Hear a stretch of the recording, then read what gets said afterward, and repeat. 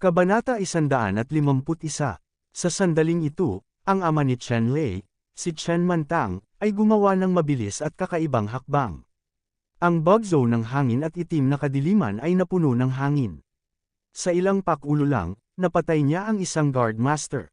Matapos mamatay ang eksperto, ang kanyang katawan ay natatakpan ng isang makapal na layer ng itim na malalim na yelo, na patuloy na nililipad ang malamig na hangin, na nagiging sanhi ng pagbaba ng temperatura sa paligid. At ang ina ni Chen Lei ay may hawak na dalawang mahabang espada sa magkabilang kamay, ang isa ay may nagninangas na apoy, at ang isa ay may madilim na asul na malamig na hangin, isang yin at isang yang, ang isa ay mainit at ang isa naman ay malamig. Ang paraan ng espada ay napakaganda at makapangyarihan, at gumamit lang din ng ilang trick para pugutan ng ulo ang veteranong master ng pamilya Zhao.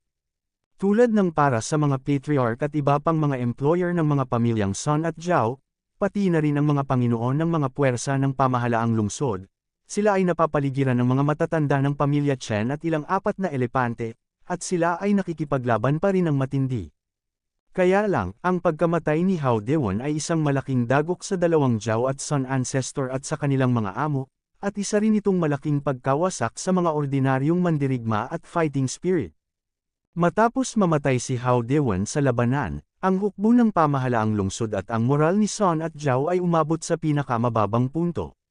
Walang nag-iisip na lumaban, ngunit tungkol sa kung paano makatakas. Sa larangan ng digmaan, ang mababang moral ay nakamamatay. Ang moral ng isang panig ay tumaas, at ang higit na pagpatay niya, ang kanyang pagiging matapang, habang ang kabilang panig ay bumagsak.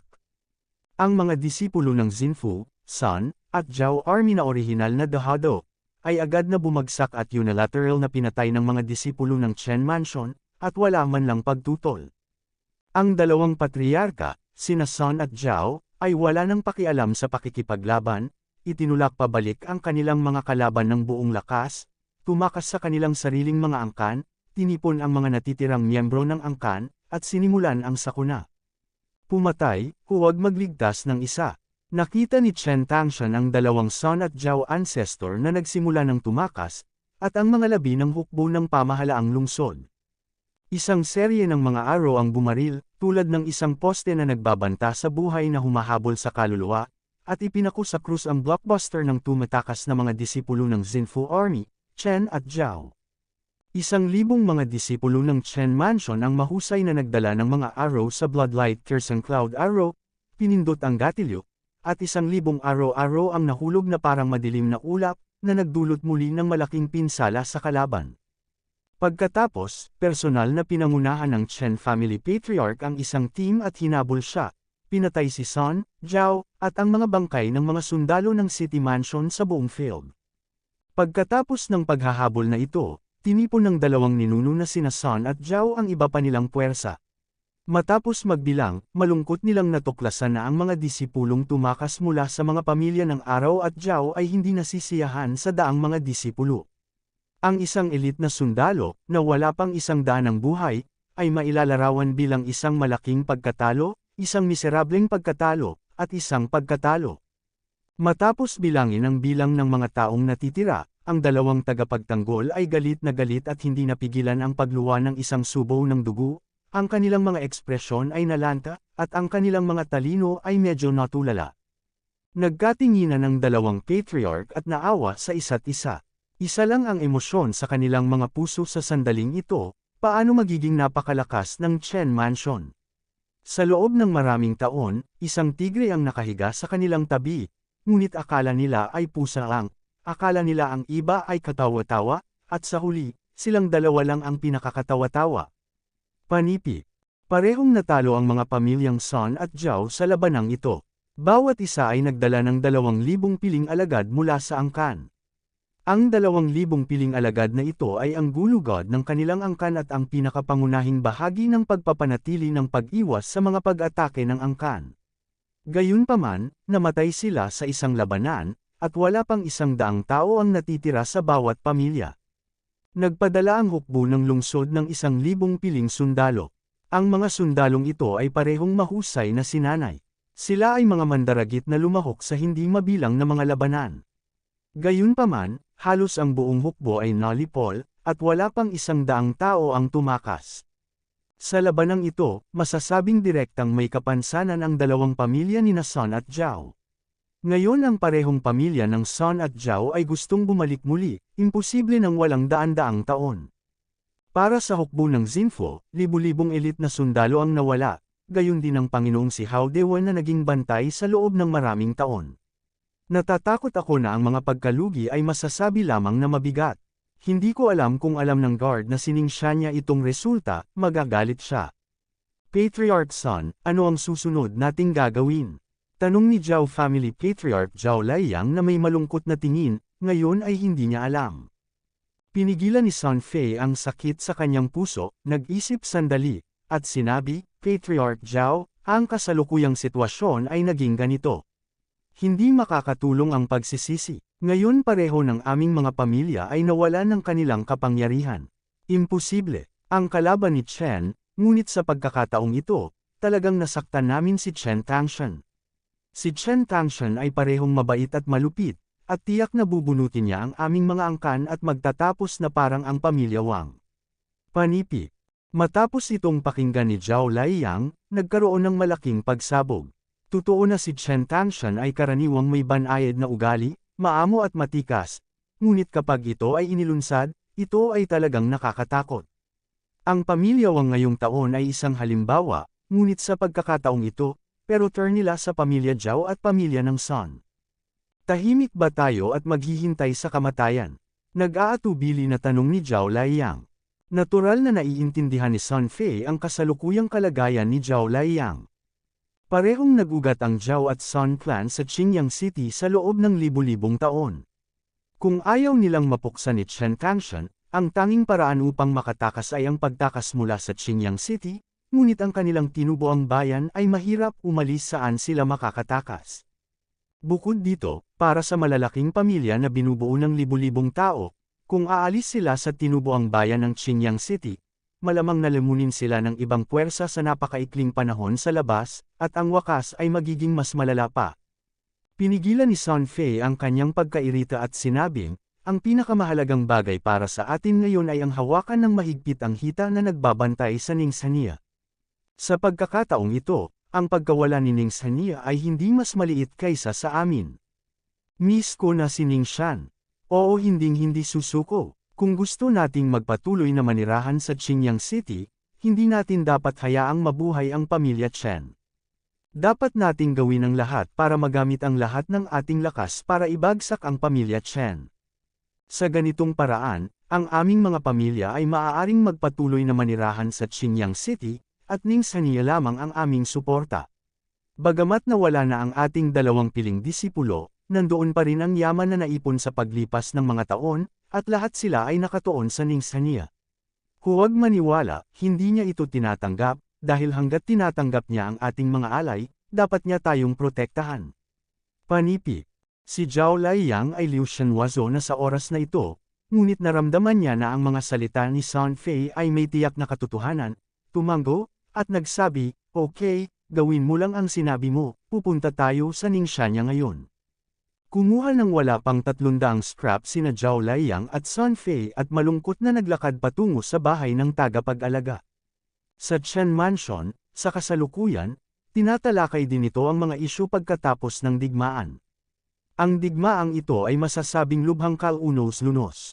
Tanging mga bangkay ang nakatambak sa kalye sa harap ng Chen Mansion, at ang kalye ay puno ng dugo. Inutusan ni Chen Tangshan ang mga tao na magsimulang maghanap ng pagnakawan at pagtatapon ng mga bangkay, at pagkatapos ay bumalik sa mansyon kasama si Chen Lei at iba pa upang pag-usapan kung ano ang susunod na gagawin. Bagamat nanalo siya ng malaking tagumpay sa pagkakataong ito, talagang nasaktan siya sa pagpapanatiling Ningxia. Ngayon ang mga pamilyang Sun at Zhao ay baldado na. Hindi ito problema, ngunit ipinadala siya ng lokal na pamahalaan upang bantayan ang Ningxia. Ang mga opisyal, na may mahusay na background, ay hindi madaling harapin. Kabanata 152. Si Chen Tangshan, Chen Lei, ang mga matatanda, at ang mga magulang ni Chen Lei ay magkasamang nakaupo upang pag-usapan kung ano ang gagawin. Ang tanging bagay na kailangan nating alalahanin ngayon ay ang pamahalaang lungsod ng Ningxia ay may opisyal na background. Sa kasalukuyan, ang aming pag-uugali ay nasa anyo ng isang pagsasabuatan, at natatakot ako na ang mga gwardya ay gumamit ng paksa at maakit ang mga opisyal at sundalo upang kabkuban at sugpuin. Panipi. Si Chen Tangshan ay may malungkot na ekspresyon sa kanyang mukha. Ito ang pinakakinakabahan niya. Kahit na si Chen Lei ay may katayuan bilang isang panloob na disipulo ng Xuantian sect, hindi babole-wale ni Ningxia niya ang antas ng katayuan na ito at igigiit na magrebelde ang Chen Mansion, kahit na ito ay totoo Zuan Tianzong, higit sa lahat, pinuprotektahan lamang si Chen Lei ng mag-isa, ito ay imposibleng protektahan ang buong Chen Mansion. Hindi mo kailangang mag-alala tungkol sa bagay na ito. Ngayon ang kapangyarihan ng mga pamilyang Sun at Zhao ay lubhang napinsala, at ang mansyon ng tagapag-alaga ay walang sapat na hukbo. Gusto nilang palibutan at supilan muli ang pamilya namin ni Chen. Saglit na wala silang kakayahan, bigyan mo ako sa loob ng 2 araw, malulutas ko ang problemang ito. Panipi.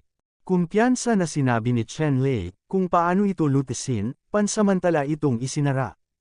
Hindi nagpatuloy sa pagtatanong si Chen Tangshan, na nagsasabing, dahil hindi na kailangang mag-alala tungkol dito, pag-uusapan natin kung paano haharapin ang paghihiganti ni Ningxia niya.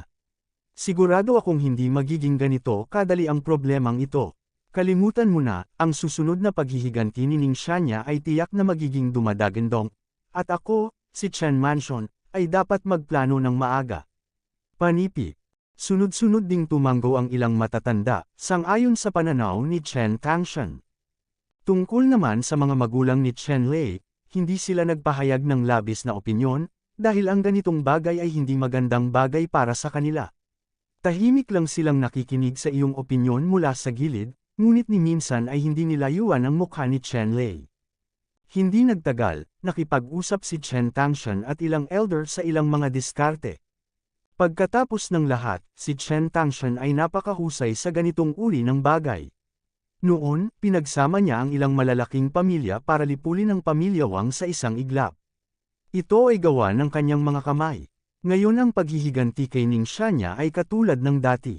Kung may pagkakaiba, ito ay mas malakas na ngayon ang lakas ng pamilyang Chen, mas maraming card ang hawak, at mas maraming pagpipilian sa mga diskarte na maaaring harapin. Nakita ni Chen Lei na si Chen Tangshan ay ganap na handa at matalino, kaya't hindi siya gaanong nagsalita hanggang sa matapos ang pulong, at pagkatapos ay umuwi kasama ang kanyang mga magulang. Ang iba ay may sensinang naghahanda. Pag-uwi ko, mabilis na tumakbo ang nakababatang kapatid ni Chen Lei na si Chen Chenner, niyakap ang braso ni Chen Lei nang hindi bumibitaw, at tumulo ang luha. Malinaw, mahigit kalahating taon nang wala si Chen Lei. Para kay Chen Chenner, gaano ito kahirap? Hinawakan ni Chen Lei mo ang buhok ng batang babae at sinabing, halika, tingnan ko kung naging pangit ako sa 6 na buwang wala ako. Nang marinig ni Chen Chenner ang mga salita, agad siyang bumitaw, pinunasan ang mga luha sa kanyang mukha, at sinabi, nasira si kuya, at naging pangit ka. Seryoso itong tiningnan ni Chen Lei saglit, at seryosong sinabi, oo, kalahating taon nang hindi nakikita ang nakababatang kapatid ko, kaya ang ganda niya talaga. Biusa, nang makitang kakaiba si Chen Lei, ang umiiyak na si Chen Chenner ay ngumisi at ngumiti muli. Itay at ina, kumusta kayo nitong nakaraang 6 na buwan?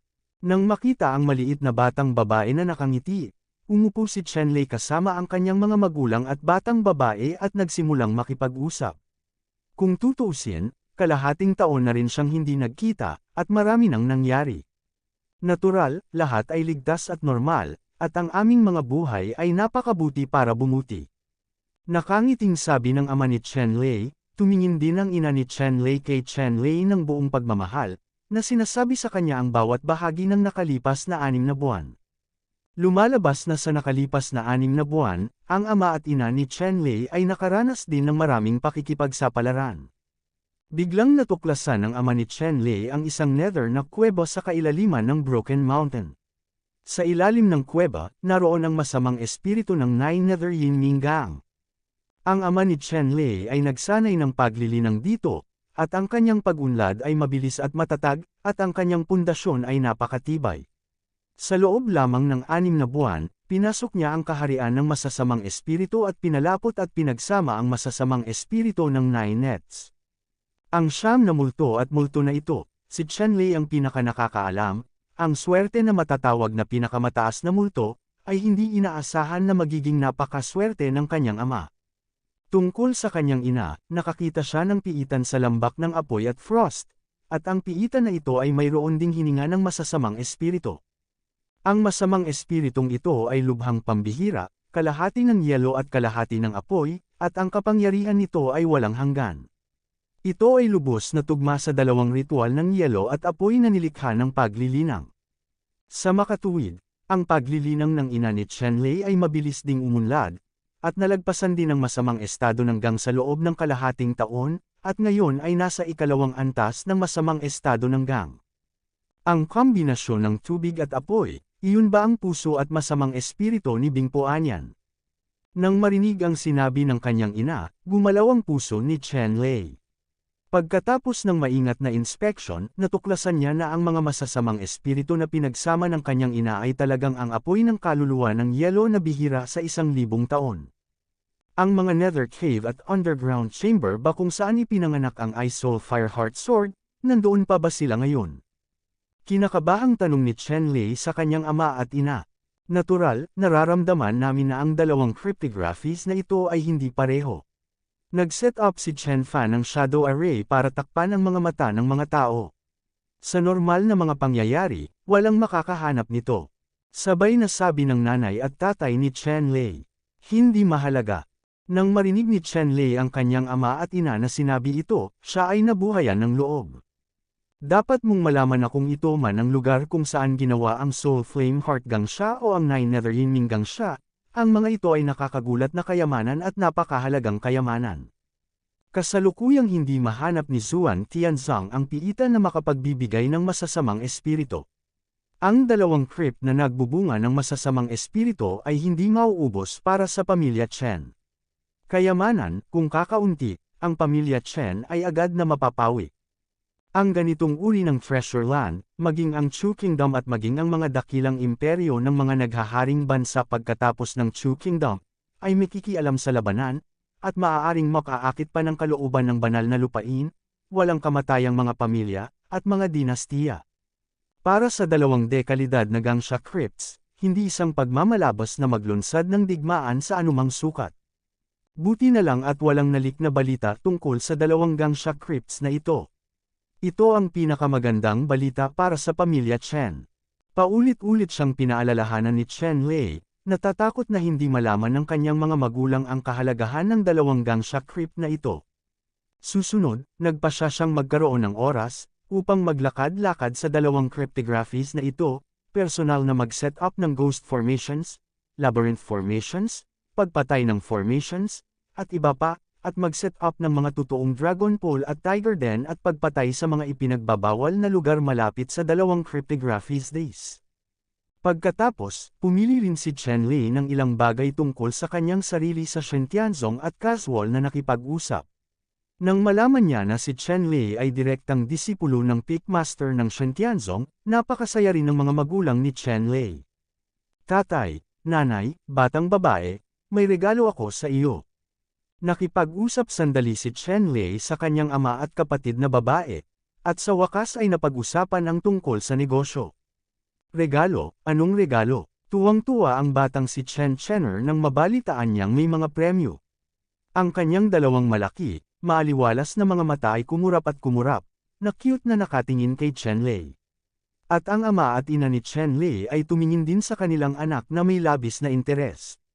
Alam nila na ibang-iba na si Chenlei ngayon, at ang Reg Along nagbigay daan sa kanya na gumawa ng ganoong formal na alok ay tiyak na hindi normal. Kabanata 153. Ngumiti si Chenlei, iniunat ang kanyang kamay at pinunasan ang walang laman sa mesa. Biglang may gintong ilaw sa ibabaw ng mesa. 3 peach na gawa sa ginto ang lumitaw sa harap ng maraming tao, na umaalingaw sa buong bahay. Wow! Ano ito? Ibinuko ni Chen Chenner ang kanyang maliit na bibig ng labis, ang kanyang mga mata ay pumutok, nagtatakang tanong niya. Laking gulat din ng mga magulang ni Chenlei, ito ang unang pagkakataon na nakita nila ang golden peach na ito, at ang malambot na halimuyak ng peach na ito ay talagang nakakaakit, na nagpalaway sa mga tao. Ama, ina at nakababatang kapatid na babae, ito ay isang gintong peach, isang uri ng espiritual na prutas na kinuha ko mula sa Shantianzong. Kung kakainin mo ito, maaari mong dagdagan ang iyong lakas ng 10,000 cacti's. Tila naapektuhan si Chen Lei sa pananabik ng batang babae, at siya ay naging masaya, at nagpaliwanag siya sa kanila ng nakangiti. Wow, Yao Jintao, hindi ko pa narinig ang pangalang ito. Talagang maaari nitong dagdagan ang lakas ng 10,000 cacti's, na higit pa sa lakas ko para makalusot sa isang maliit na kaharian. Exaggerated na sabi ulit ni Chen Chenner, pagkatapos ay hindi na makapaghintay na kunin ito at tumingin kay Chen Lei, Kuya, pwede ko na bang kainin ito? Kumain. Nakangiting sabi ni Chen Lei. Wow! Nang makita ang kasunduan ni Chen Lei, hindi na makapaghintay si Chen Chenner, ibinuka ang kanyang maliit na bibig at kumagad. Dumiretso sa kanyang bibig ang matamis at masarap na peach juice, at umikot ang dulo ng kanyang dila. Ang masarap na lasa ay nagpangiti kay Chen Chenner nang hindi sinasadya, at ang kanyang dalawang malalaking mata ay nahulog sa maliit na bangka, isang mukha ng kasiyahan at kaligayahan. Pare and mother, you can also eat one yourself. Ang ganitong uri ng espiritong prutas ay mabisa lamang kung kakainin mo ang una. Sayang ang pagkain pa, kinain ko na. Nakita ni Chen Lei na napakasaya ng kanyang nakababatang kapatid na babae, at ang kanyang puso ay napuno ng walang katapusang kasiyahan, at pagkatapos ay sinabi niya sa kanyang ama at ina. Ang ama ni Chen at ang ina ni Chen ay kumuha ng isang peach, at kinain ito ng may kasiyahan, na may walang katapusang ginhawa sa kanilang mga puso. Pareho silang nagpapasalamat na hindi ang mahalagang mga may lekutan ang maaaring magpalakas ng lakas, ngunit si Chen Lei ang may ganitong puso. Ito ay sapat na. Kung ikaw ay may anak na lalaki, gaano ito kagustuhan ng iyong asawa? Hindi nagtagal, ang 3 gintong peach ay natanggal ng 3, at naramdaman nila ang isang banayad na puwersa na nabuo sa katawan. Ang epekto ng golden peach ay ganito, direktang ngunit banayad at nakapapawing pagod, at hindi ito nakadarama ng hindi komportable na pakiramdam ng mga tao sa pag-akyat ng kapangyarihan. Napaka-espesyal ng Reg Along ito, gusto ko ito. Malumanay na sabi ni Mother Chen, kadalasan ay hindi siya gaanong nagsasalita, pati na ang pagpapahayag ng kanyang emosyon, ngunit sa pagkakataong ito, siya ang nagkusang na magpahayag ng ilang emosyon, na nagpapakita na siya ay tunay na nasisiyahan sa regalo ni Chen Lei. Kasalukuyan, nagulat si Chen Lei, at pagkatapos ay napagtanto na malamang na hindi siya naiintindihan ng kanyang ina. Ngumiti siya at sinabing, Ina, hindi regalo ang golden peach na ito, kundi prutas lang para matikman mo. Tunay na regalo. Ito, panipik. Si Tatay Chen, Nanay Chen, at nakababatang kapatid na si Chen Chenner ay natigilan. Ang gayong mahalagang espiritual na bunga ay isang maagang umaampon lamang. Ito ay hindi tunay na regalo.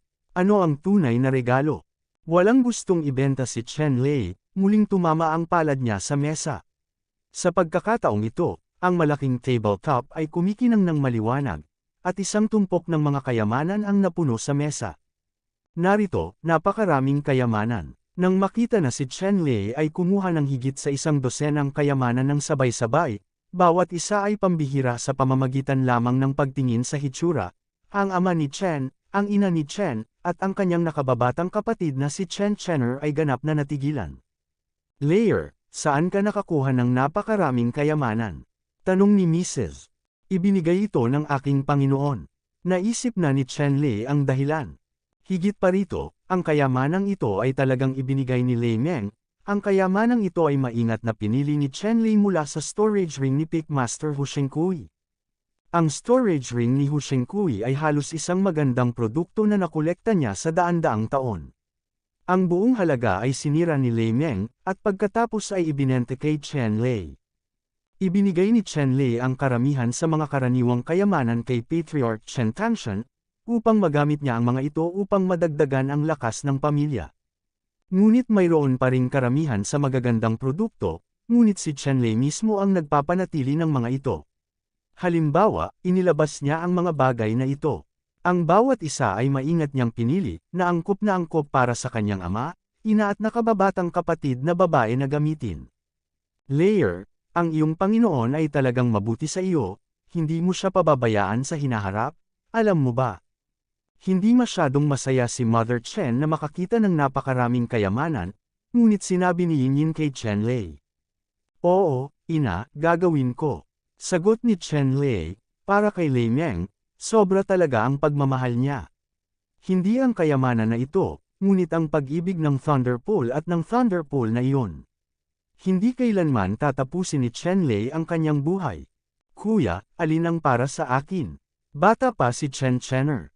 Nang makita ang mga kayamanang ito, lumiwanag ang kanyang mga mata, at hindi umaalis ang kanyang mga mata sa tumpok ng mga kayamanan. Sige, sabihin sa'yo ng kapatid ko. Sinabi ni Chen Lei, na nakakita ng isang pares ng kristal na malinaw na pulsaries, iniabot ito kay Chen Chenner, at sinabing, ang pares ng bituin, buwan at lumilipad na phoenix na pulsaries ay para sa iyo. Ang pares ng star at moon flying phoenix bracelet na ibinigay ni Chen Lei kay Chen Chenner ay isang set ng mga bihirang kayamanan. Ang set ng treasures na ito ay isang set ng 5th level treasures, ngunit ang kahalagahan nito ay kahit na ito ay ordinaryong lahat ng Wuji Realm disciples ay magagamit ito, dahil ito ay isang napakabihirang set ng passive defense equipment. Sa madaling salita, hanggat isinusuot mo ang pares ng lumilipad na Phoenix bracelets, hindi mo kailangang mag-abala. Hanggat nakatagpo ka ng panganib, ang pares ng Star Moon Flying Phoenix bracelet na ito ay automatikong mag-a-activate at magpapalabas ng star screen para protektahan ang may-ari. At ang defensive na kakayahan ng pares na ito ng Xingyu Feifeng bracelet ay sapat na para makayanin ang buong pag-atake ng transformation state na malakas, iyon ay, si King Wu. Ang gayong kayamanan ay masasabing lubhang mahalaga. At ang pares na ito ng bituin at buwan na lumilipad na Phoenix na pulsaries ay hindi lamang makakapagtanggol, ngunit makakaatake din sa kalaban. Kabilang sa mga ito, ang Star Bracelet ang pangunahing depensa, ang Moon Bracelet ang pangunahing atake, at ang mga bituin at ang buwan ay kasabay ng walang katapusang kapangyarihan. Ang pares ng mga kayamanan na ito, parehong negel iligtas ng buhay at umaatake ng kaaway, ay natural na ibinigay sa kanyang pinakanababagabag na batang babae. Ipinaliwanag ni Chen Lei ng detalyado ang paggamit ng pares ng Star, Moon at Flying Phoenix bracelets na ito. Paulit-ulit na kumislap ang mga mata ni Chen Yiner, mahigpit niyang niyakap ang bracelet sa kanyang mga braso, at hindi na bumitaw. Bilang karagdagan sa pares na ito ng Star, Moon at Flying Phoenix bracelets, naghanda din si Chen Lei ng Ice Blue Ice Crystal Pendant para kay Chen Chenner na makakatulong sa Qinining Shenjing at makaiwas sa mga demonyo. Ito ay isang berdeng asul na maaaring makatiis sa Begonia Jade Hairpin ng siyam na layer na may ganap na suntok sa 9th layer ng Evil Realm. Mayroon ding walang anino na Cloud Walking Boots na maaaring magpapataas ng bilis ng katawan, at ang pulang sikada ay mayabang, espadang yelo na kasing pula ng mga nagyayelong dahon sa taglagas na kasing lalim at manipis na parang pakpak ng sikada. Ang kayamanang ito ay maingat na pinili ni Chen Lei at pinili para sa batang babae upang mapabuti ang kanyang lakas ngayon. Kung siya ay nasa panganib, magkakaroon siya ng pagkakataong mabuhay. Halos lahat ng mga kayamanang iyon ay armado, ngipin. Ang mga regalong ibinigay ni Chen Lei sa kanyang ama at ina ay mas marami kaysa sa kanyang nakababatang kapatid na babae, at lahat sila ay Kat-Anji Tangi. Ngayong naabot na ng ama at ina ni Chen Lei ang masamang kalagayan ng paglilinang, ang bawat kayamanan na ibinigay sa kanila ni Chen Lei ay isang kayamanan ng tier 4 pataas, at bawat isa sa kanila ay nagbigay ng isang tier 5 na negel iligtas buhay na kayamanan. Matapos ang kina ng kayamanang ito, ang lakas ni na Father Chen at Mother Chen ay malamang na hindi magagapi kahit laban sa mga powerhouse ng ika-7 at ika-8 layer ng Shangang Demon Realm. Kabanata 154. Matapos ibigay ni Chen Lei ang mga kayamanang ito sa kanyang ama, ina, at nakababatang kapatid na babae, halos naubos na niya ang kalahati ng mga bihirang kayamanan na nakolekta ni Pitmaster Hu Shengkui. Ang bawat isa sa mga kayamanang ito ay lubhang mahalaga at hindi mabibili ng salapi. Gayunpaman, hindi naramdaman ni Chen Lei ang anumang panggigipit ng ibigay ito sa kanyang mga magulang at nakababatang kapatid na babae. Sa kanyang nakaraang buhay, bilang makapangyarihang emperador ng Wu, nagtataglay siya ng napakalaking kayamanan at kapangyarihan tulad ng isang malawak na dagat ng usok. Gayunpaman, ang tanging pinagsisisihan niya ay natigil ang pagmamahala ng kanyang pamilya.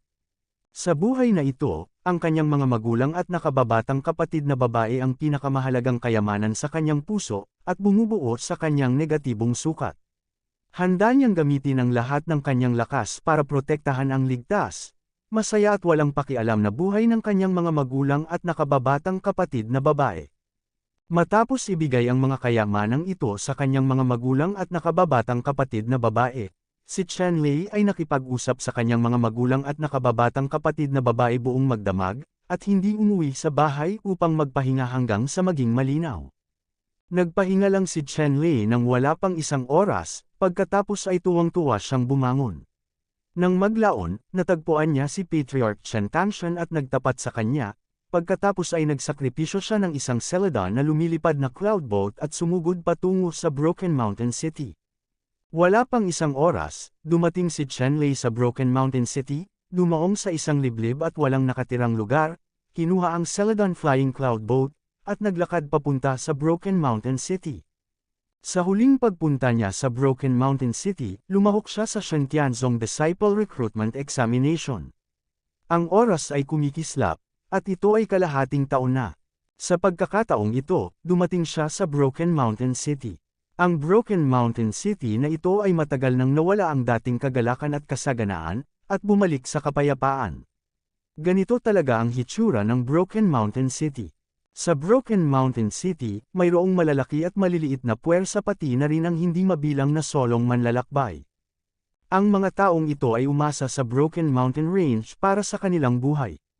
Karamihan sa kanila ay pumunta sa Broken Mountain Range, pangangaso ng mga halimaw, pagkolekta ng spirit grass, paghahanap ng mga ores, at iba pa. Ang Broken Mountain Range ay mayaman sa mga produkto at pinapakain ang radios.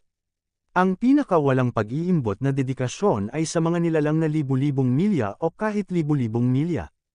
Dumating si Chen Lei sa Broken Mountain City at dumiretso sa sarili niyang layunin. Hindi nagtagal, dumating si Chen Lei sa isang patio na may magandang lokasyon at napakagandang palamuti. Ang plaque sa tarangkahan ng patio na ito ay nakasulat na may mga karakter na Military Service Exchange Division. Lumapit si Chen Lei sa pinto at ipinakita ang kanyang military merit card sa sundalong nagbabantay sa pinto. Ang sundalong nagbabantay sa pinto ay agad na nagpakita ng malaking paggalang kay Chen Lei at masigasig na pinaalis si Chen Lei. Ang military merit card na nasa kamay ni Chen Lei ay ang military merit card ng Alien Battlefield. Ito ay isang gold level na military merit card. Sa katunayan, ang isang dilaw na antas ng gintong military merit card ay kumakatawan sa hindi bababa sa 10,000 o higit pang mga tagumpay ng militar sa Alien Battlefield.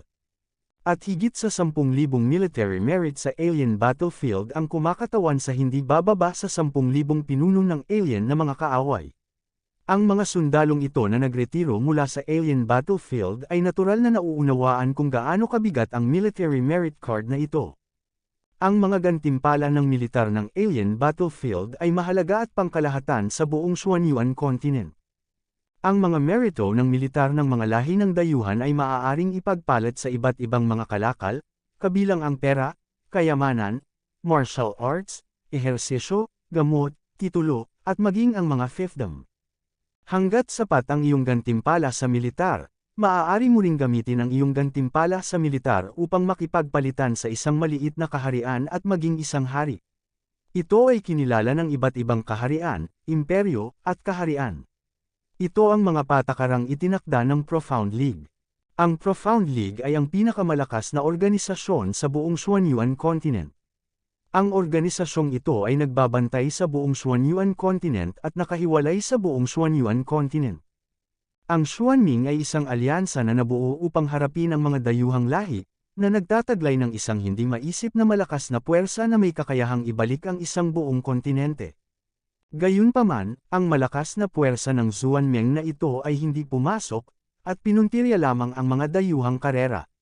Sa kontinente ng Xuanyuan, gaano man ang mga pangunahing dinastiya, imperyo, kaharian, mga banal na lugar, at walang hanggang pamilya ay may alitan sibil, kahit na ang pagdanak ng dugo, ang mga bangkay ay kumalat ng libu-libong milya, ang mga kaharian ay nabagsak, ang dinastiya ay nawasak, at ang genocide, Xuanming ay huwag pansinin ito, at hindi ito papansinin.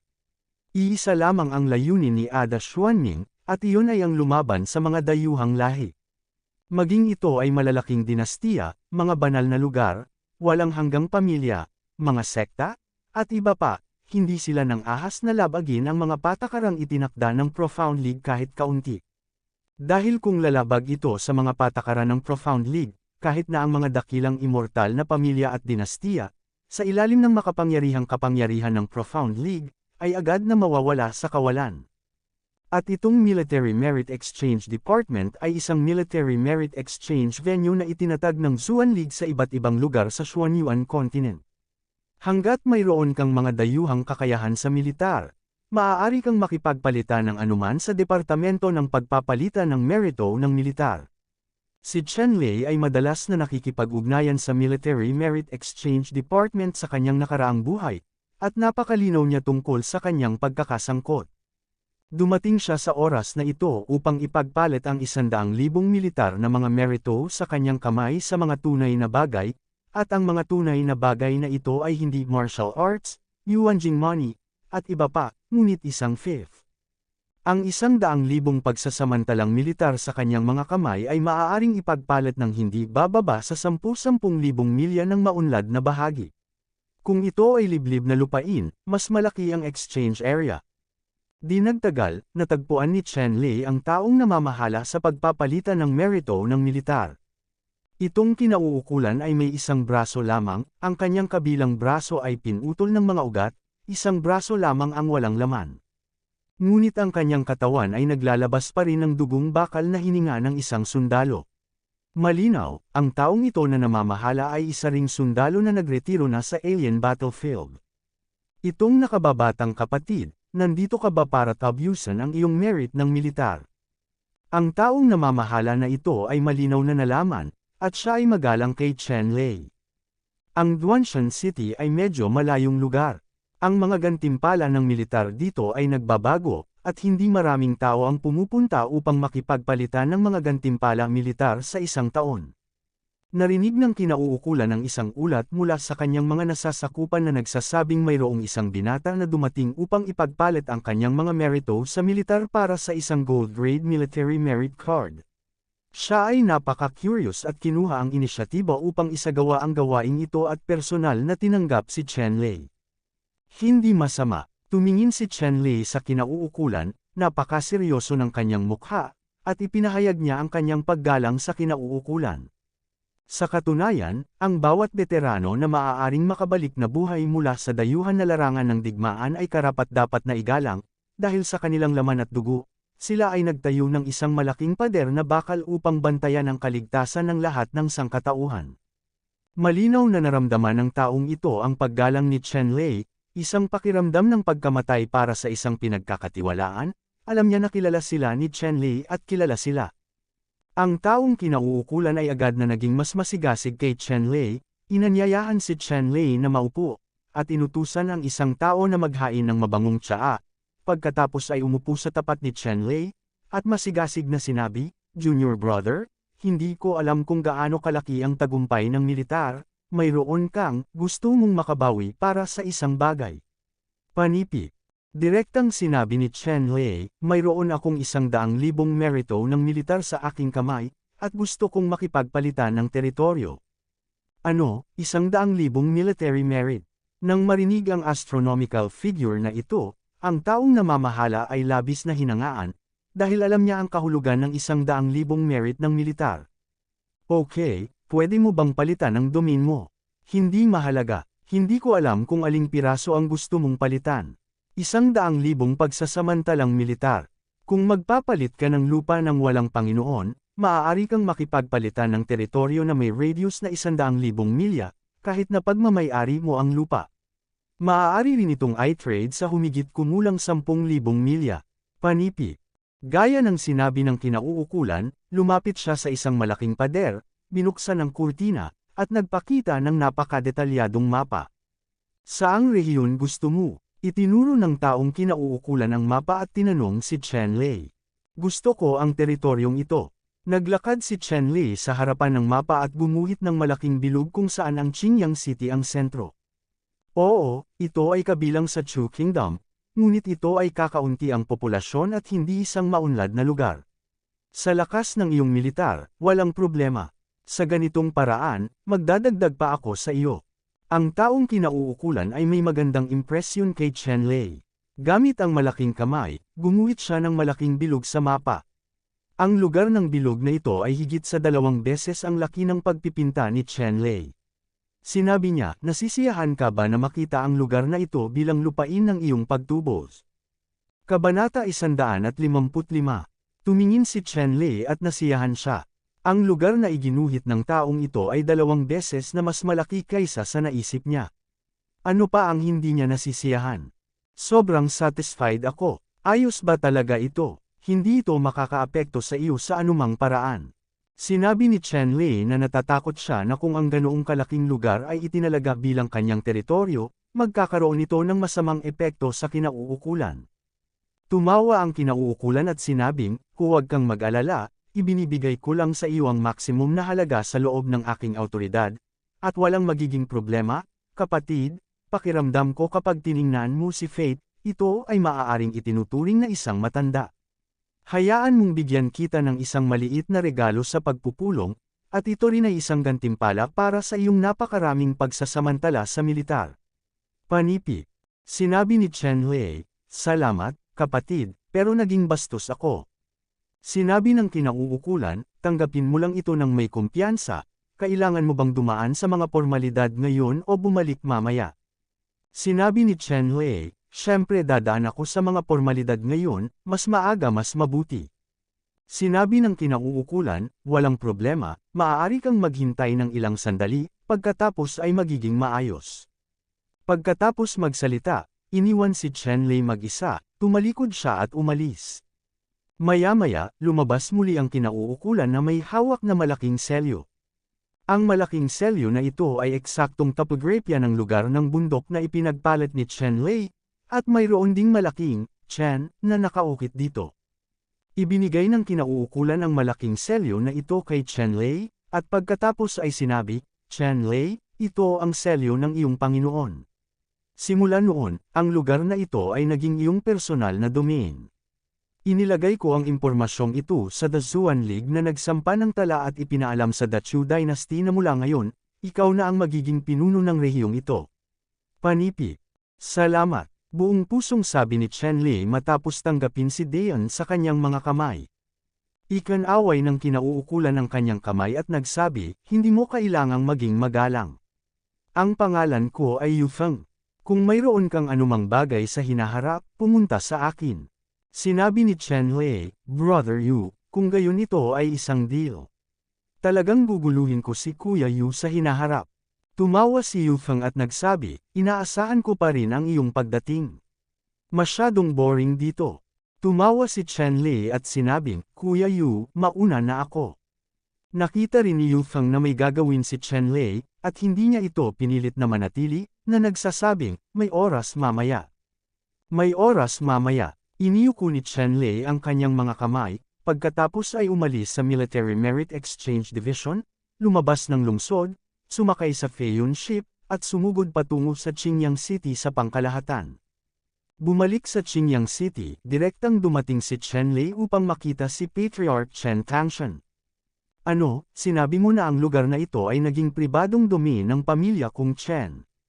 Matapos makita ni Chen Tangshan si Chen Lei, ang balitang hatid ni Chen Lei ay lubos na nagulat sa kanya. Sinabi lang ni Chen Lei na lalabas siya noon.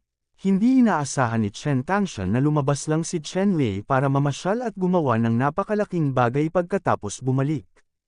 Ayon sa balitang ibinalik ni Chen Lei, kung saan ang Qingyang City ang sentro, lahat ng lugar ng 13 county noong Huwebes at Biyernes ay pribadong pagmamay-ari ng pamilya Chen. Sa pribadong domain na ito, imposibleng maging ang Chu Kingdom ang mamuno sa kanila. Lahat ng bagay sa pribadong teritoryong ito, kabilang ang mga tao, mineral, lupa, iba't ibang tauhan, pananalapi, at buwis, ay lahat ng pag-aari ng pamilya Chen. Enjoy! Bukod dito, hindi nito kailangang magbayad ng anumang buwis sa dinastiyang Chu, at hindi napapailalim sa anumang pagpigil ng dinastiyang Chu. Ito ay maaaring tawaging isang bansa sa loob ng isang bansa. Sa ganitong paraan, ang buong lungsod ng Qingyang at ang nakapalibot na 5 lungsod at 13 mga county ay nilikha lahat ng pamilya Chen. Ang lahat ng mga gwardya ng county ay maaaring paalisan, at ang pamilyang Chen ay magpapadala ng isang tao upang magsilbing bagong gwardya ng county. At ngayon na nagbabantay kay Ningxia, imposibleng makulong ng Chen Palace sa mga kaso ng pagtataksil o pagkakanulo. Sa kaibahan, si Ningxia ay patuloy na naninirahan dito ngayon, ngunit siya ay naging isang hindi kilalang guro. Ang pamilyang Chen ay maaaring gawin anumang oras. Hayaan mo siya. Kaya lang medyo nananaginip si Chen Tangshan. Lumabas si Chen Lei at ikinaway ang kanyang kamay nang bumalik siya. Sinabi niya na lahat ng 5 lungsod at 13 county ay kabilang sa pamilya Chen. May maganda ba? Kahit na si Chen Tangshan ang pinuno ng pamilya, ang kanyang paningin ay masyadong makitid. Paano mo nalaman na mayroong isang lugar tulad ng Military Merit Exchange Department? Sinabi ni Chen Lei, Patriarch, makatitiyak ka na ito ay ganap na totoo. Maghintay ka. Aabutin ito ng wala pang 2 araw. Ang mga opisyal ng 5 lungsod na ito at 13 mga county ay tiyak na ililipat at ang kanilang mga posisyon ay mabakan. Ang mga taong ito, hindi kailanman ng ahas na hawakan ang anumang pampublikong ari-arian. Mapapabilang ito sa pamilya ko ni Chen. Panipik. Matapos ipagpalit ni General Chen Lei ang kanyang military merit para sa 5th, siya ay determinado. Sa ganitong paraan, ang pamilya Chen ay may base na tunay na pag-aari nila, na naglalagay ng pundasyon para sa pagiging isang dakilang angkan, marangal na pamilya, at maging isang banal na lupain sa hinaharap. Sa wakas ay nakumpirma ni Chen Tangshan ang bagay na ito, kung gayon magiging madali itong haharapin sa susunod. Talagang imposible para kay Ningxia na hayaan siyang manatili sa Qingyang City. Para sa mga angkan ng Zhao at Sun, hindi sila patatawarin ni Chen Tangshan. Batay sa Qingyang City, ang 2 tribo ay itataboy mula sa Qingyang City, na nagpapahintulot sa kanila na ayusin ang kanilang sarili. Ano, Qingyang City at ang nakapalibot na 5 lungsod at 13 county ay itinalagang lahat bilang pribadong teritoryo ng Chen Mansion, paano ito posible? Pagkaraan ng isang araw, nakatanggap si Ningxia ng balita na ang buong tao ay parang estatwa ng luad at estatwa na gawa sa kahoy. Noong nakaraang araw, namatay si Hao Dewon, isang matandang subordinate na sumunod sa kanya sa loob ng mahigit 20 taon, sa harap ng gate ng Chen Mansion. Kasabay nito, mayroon din siyang 1,000 elite na sundalo na namatay sa labanan, na nagparamdam kay Ningxia na kinasusuklaman ni Chen Mansion ang mga buto. Ngayon, hiniling niya sa pamilya na magpadala ng mga eksperto para suportahan ang Chen Mansion, ngunit hindi niya inaasahan na hindi pa dumating ang Master of Family Sentiment. Sa halip, ang 5 lungsod at 13 county sa paligid ng Qingyang City ang magiging pagbabalik ng Chen family. Ang balita ng pagiging 5th ng Chen family ay nauna. Narinig ng 2 patriarch na sina Sun Fei at Zhao Liang ang balita na parang 5 kulog. Anong klaseng sitwasyon ito? Paanong ang 5 lungsod at 13 nakapalibot na mga county, kahit man lang sa loob ng 10,000 kilometro, lahat ay kabilang sa pamilyang Chen?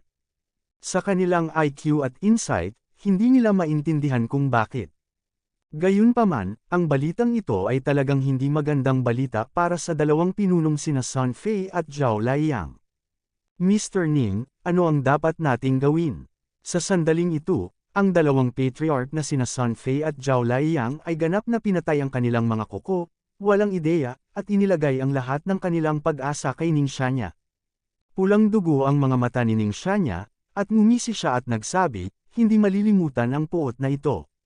Ano ang magagawa natin kung ang teritoryong ito ay magiging Chen Palace? Sa ganitong paraan, ito ay magpapahintulot sa atin na gawin ang anumang gusto natin, nang walang pagkagambala. Panipik. Si Ningxia ay may higit na kaalaman kaysa sa 2 ninuno na sina Sun Fei at Zhao Liang.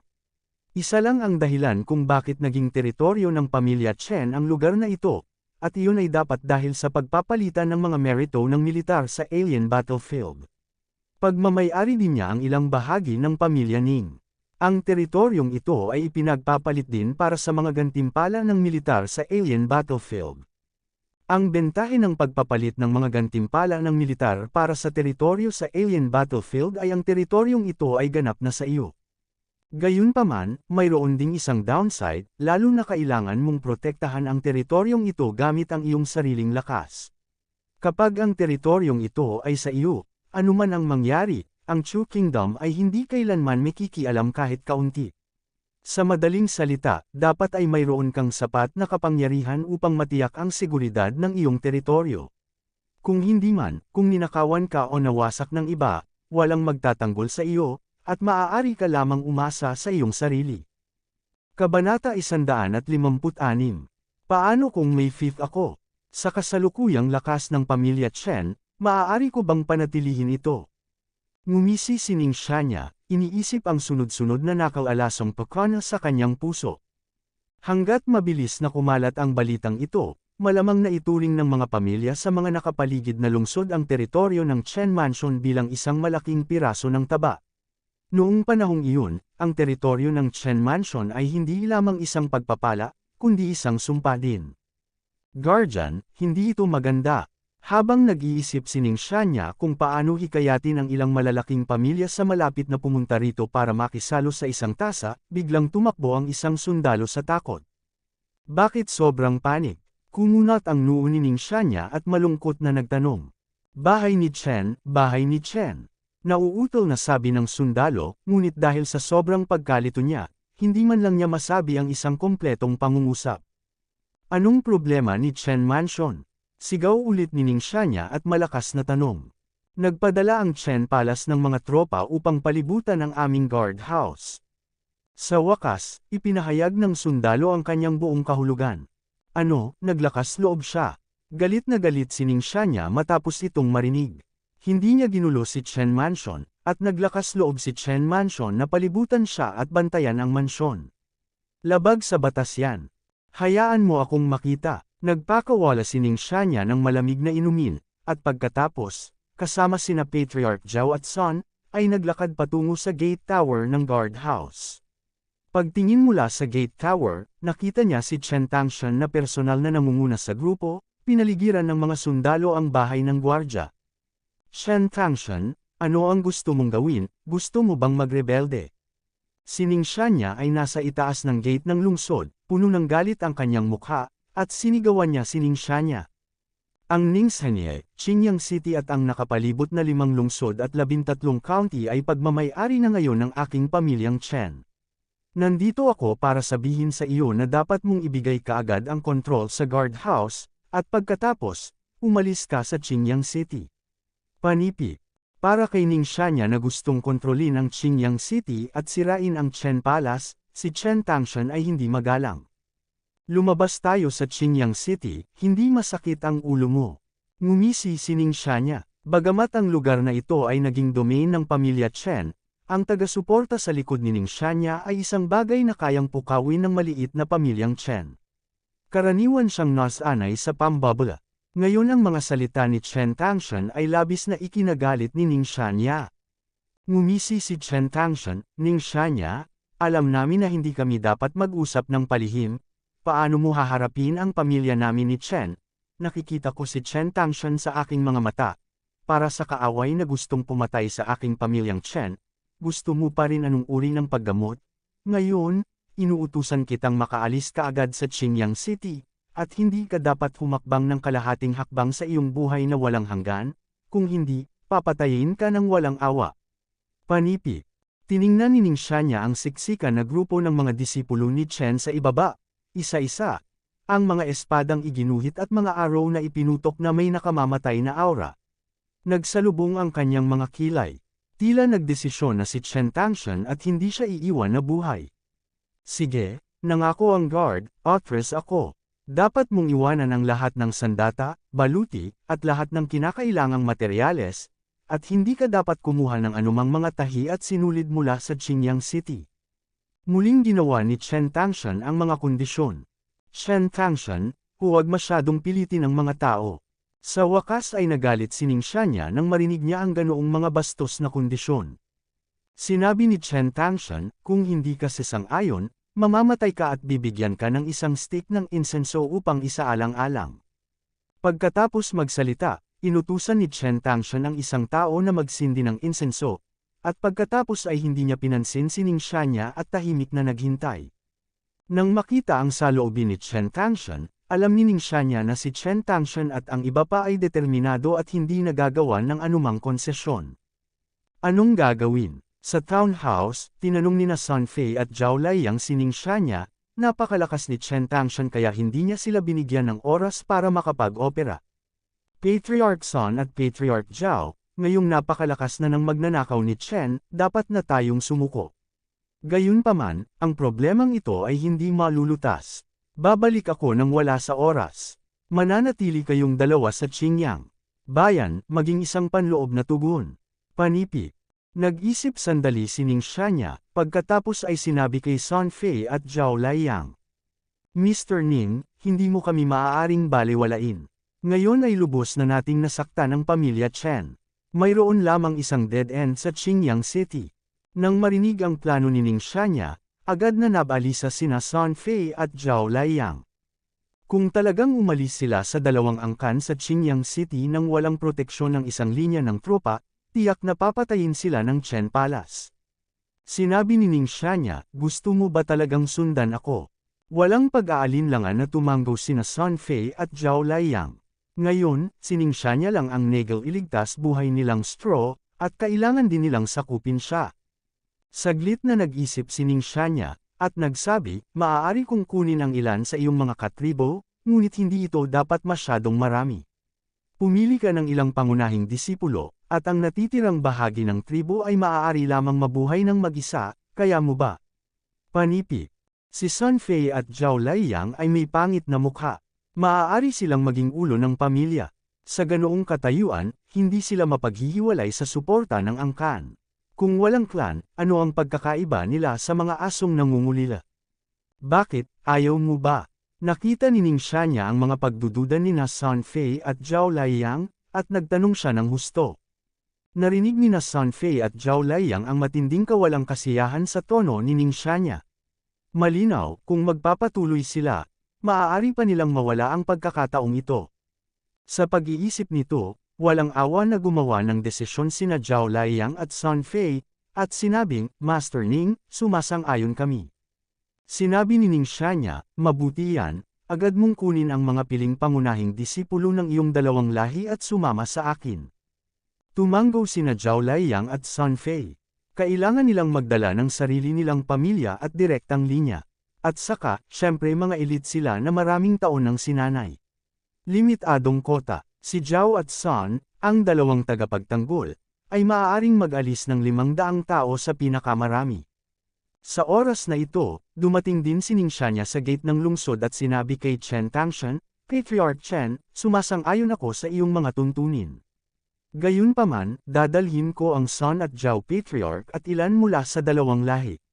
Go, kung pumayag ka, pupunta ako, kapag hindi ka pumayag, malaking problema. Panipi. Pagkatapos makinig, tumanggo si Chen Tangshan at nagsabi, okay, sumasang-ayon ako. Kahit na pinatay ng mga pamilyang Sun at Zhao ang karamihan sa kanilang mga disipulo, mayroon pa ring ilang elite na disipulo na may malakas na kapangyarihan sa pakikipaglaban. Kung talagang lalaban ka para patayin ang lambat, tiyak na hindi ito magandang bagay para sa pamilya Chen ngayon, dahil handa si Ning Xianya na ilayo ang mga taong ito, at natural na hindi niya sila pipigilan. Sumunod, inayos ni Chen Tangshan na paalisan ng mga disipulo ng angkan ng Zhenshu Mansion at ang mga disipulo ng Zhao at Sun mula sa Qingyang City. Pinalayas sila sa mga hangganan ng kasalukuyang teritoryo ng pamilya Chen bago bumalik. Sa proseso, inalis ni Chen Tangshan ang mga mapagkukunan mula sa mga bantay na tropa at disipulo ni Zhao at Sun, at hindi hiniling sa kanila na kumuha ng mga singsing na imbakan o armas. Para naman sa iba pang miyembro at disipulo ng pamilya Zhao at Sun, sila ay pansamantalang ikinulong ng mga disipulo ng Chen Palace, ibinaba bilang mga lingkod, minahan, o magtayo ng mga pader sa paglilinang, at iba pa. Sa pamamagitan lamang ng pagkolekta ng ilang mga kontribusyon ay maibabalik sila sa katawan ng kalayaan. Kabanata 157. Sa lobby ng Chen Mansion, kausap ni Chen Tangshan si Chen Lei, at ang sinasabi niya ay ang pagpapatal sa kay Zhao, Sun, at mga gwardya ng mansion. Ideya ni Chen Lei na paalisin sina Zhao, Sun, at Ning Shanya mula sa teritoryo sa ilalim ng jurisdiction ng Chen Mansion. Dahil ipinagpalit ni Chen Lei ang bahaging ito ng teritoryo sa isang dayuhang kakayahan sa militar, natural na alam niya kung anong mga problema ang kakaharapin niya kapag ipinagpalit niya ang kanyang teritoryo. Ang unang problemang hinarap namin ay seguridad. Kung nasa kamay na ang teritoryo, responsibilidad ng may-ari ng teritoryo ang seguridad ng teritoryong ito, at hindi na obligado ang ibang tao na maging responsable para sa seguridad ng teritoryo. Kaya, kung haharapin mo ang mga bandido, halimaw, o iba pang puwersang naninibugho, lahat ng problema ay dapat lutisin ng master mismo. Kung ikaw ay nilamon ng isang tao, maaari mo lamang sisihin ang iyong sarili sa iyong kawalan ng lakas. Walang lalapit para humingi ng hustisya para sa iyo. Tanging kapag ang seguridad ng teritoryo ay ginagarantiyahan ang isa ay maaaring maging kwalipikadong magsalita tungkol sa pag-unlad ng teritoryo. Si Chen Lei ay napakalinaw tungkol sa gitnang pintuan na ito. Kahit na ang mga teritoryo ay ipinagpalit na ngayon, marami pa ring panganib na nakatago sa mga teritoryo.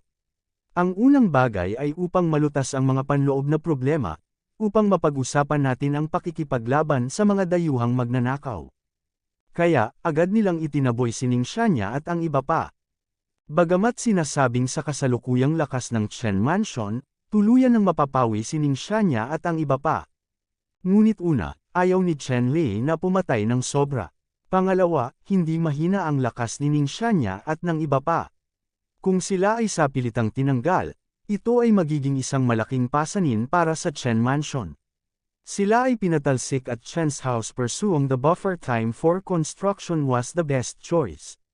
Naniniwala si Chen Lei na hanggat may maikling panahon ng pag-unlad, ang lakas ng Chen Mansion ay mapapabuti muli, at sa panahong iyon, si Ning Shanya at ang iba pa ay hindi na magiging banta sa Chen Mansion. Chen Lei, ngayong pinaalis na si Ning Shanya at ang iba pa, ano ang dapat nating gawin ngayon?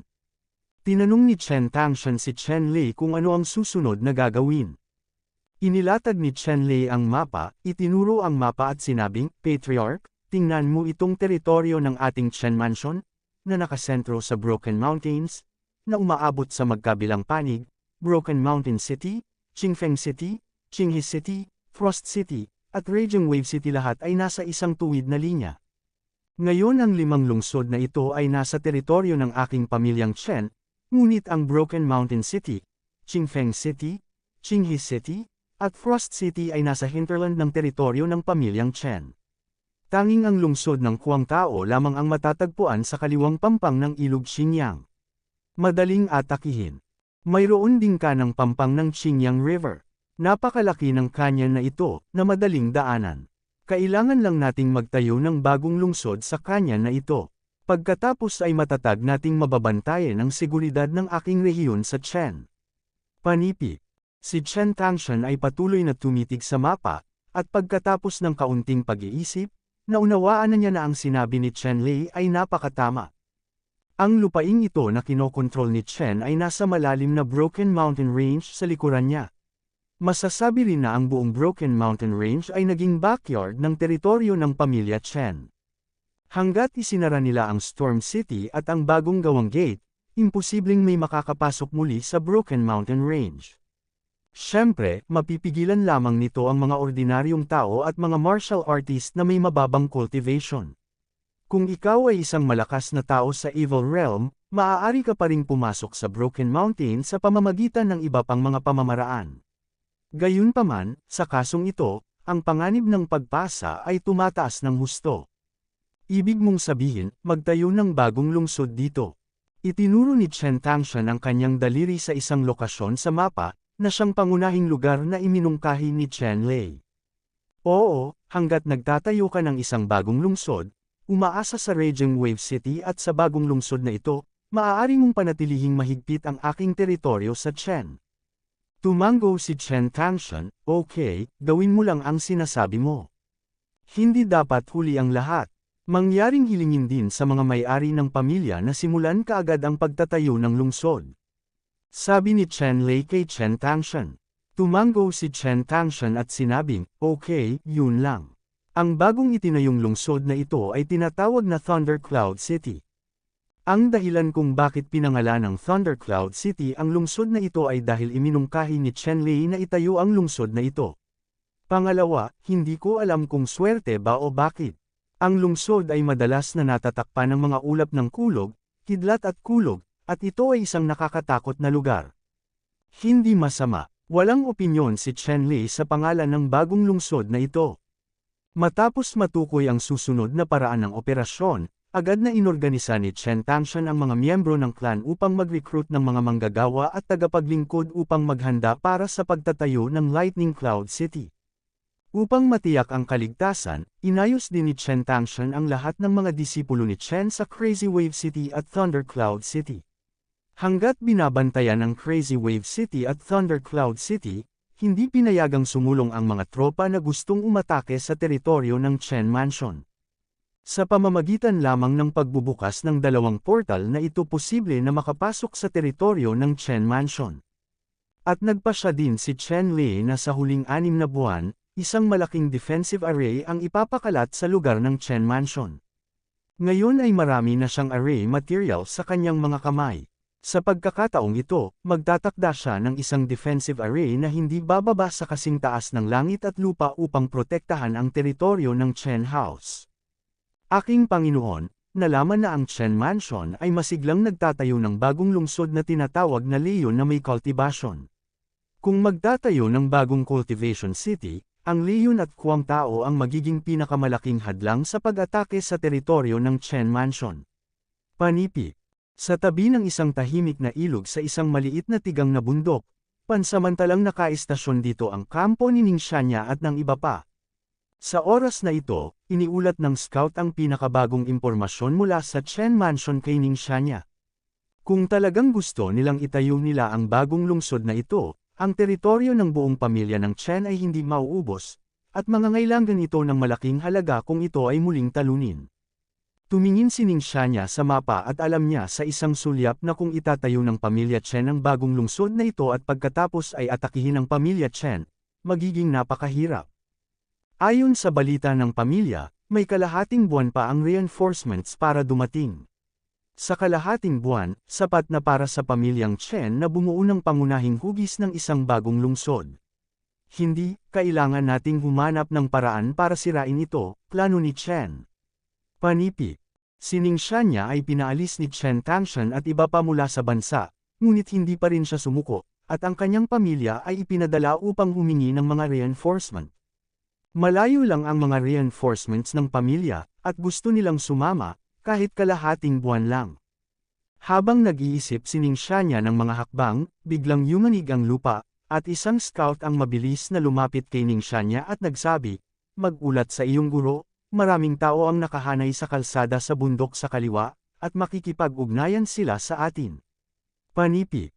Sinabi ni Ning Shanya, "Oh, sino iyon?" Sinabi ng sundalo, "Ako ay miyembro ng mga bandidong lobo ng dugo." Narinig ito ni Ning Shanya, lumiwanag ang kanyang mga mata at nagsabi, "Tara na at tingnan natin." Pagkatapos magsalita, mabilis na umakyat si Ning Shanya sa tuktok ng isang maliit na bundok at tumingin sa ibaba. Tamang-tama, nakita niya ang isang malaking bilang ng mga bandidong lobo ng dugo na nagmamarcha. Ano ang ginagawa ng mga bandidong lobo ng dugo dito? Si Ning Shanya ay mukhang mapagpakumbaba, at nalaman na mayroong higit sa 4,000 sa mga taong ito, isa-isa, na umaakyat sa langit. Oo, may matandang kaibigan talaga.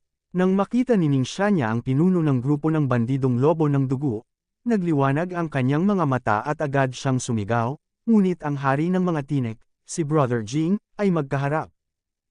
Kabanata 158. Narinig ni Jing Sang na may tumatawag sa kanyang pangalan mula sa itaas. Tumangala siya at may nakita siyang nakatayo. Isang ngiti ang lumitaw sa kanyang mukha at sinabing, "Si Kuya Ning Shanya Ning pala, hindi ko alam kung kumusta ka." Dito, panipik. Nakita ni Jing Thorn na si Ning Shanya iyon at ikinaway niya ang kanyang kamay para pigilan ang mga sundalo, pagkatapos ay binati niya si Ning Shanya. Lumipad pataas at pababa si Ning Xianya, pagkatapos ay tumalon mula sa tuktok ng bundok at nahulog sa harap ni Haring Jingsai. Masasabing matandang magkaibigan sina Ning Xianya at Lord Jingthorn. Gayunpaman, ang isa sa kanila ay isang tulisan at ang isa ay isang opisyal. Napakahirap magkita sa normal na panahon. Hindi ko inaasahan na makakaharap ko ito, tigang na bundok. Kuya Jing, mahabang kwento, mahirap sabihin. Nang dumating siya kay Lord Jingthorn, hindi ginamit ni Ning Xianya si Lord Jingthorn bilang isang tagalabas, kaya nagpakawala siya ng mahabang buntong hininga, at ipinahayag ang kanyang karanasan sa nakalipas na ilang araw.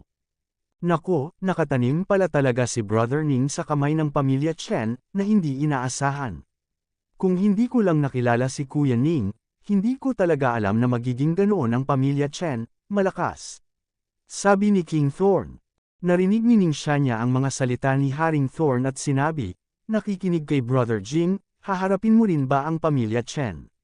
Sinabi ni Jing Thorn Jun, simula nang magtanong si Ning kapatid, hindi ko na ito metatago, tama yan.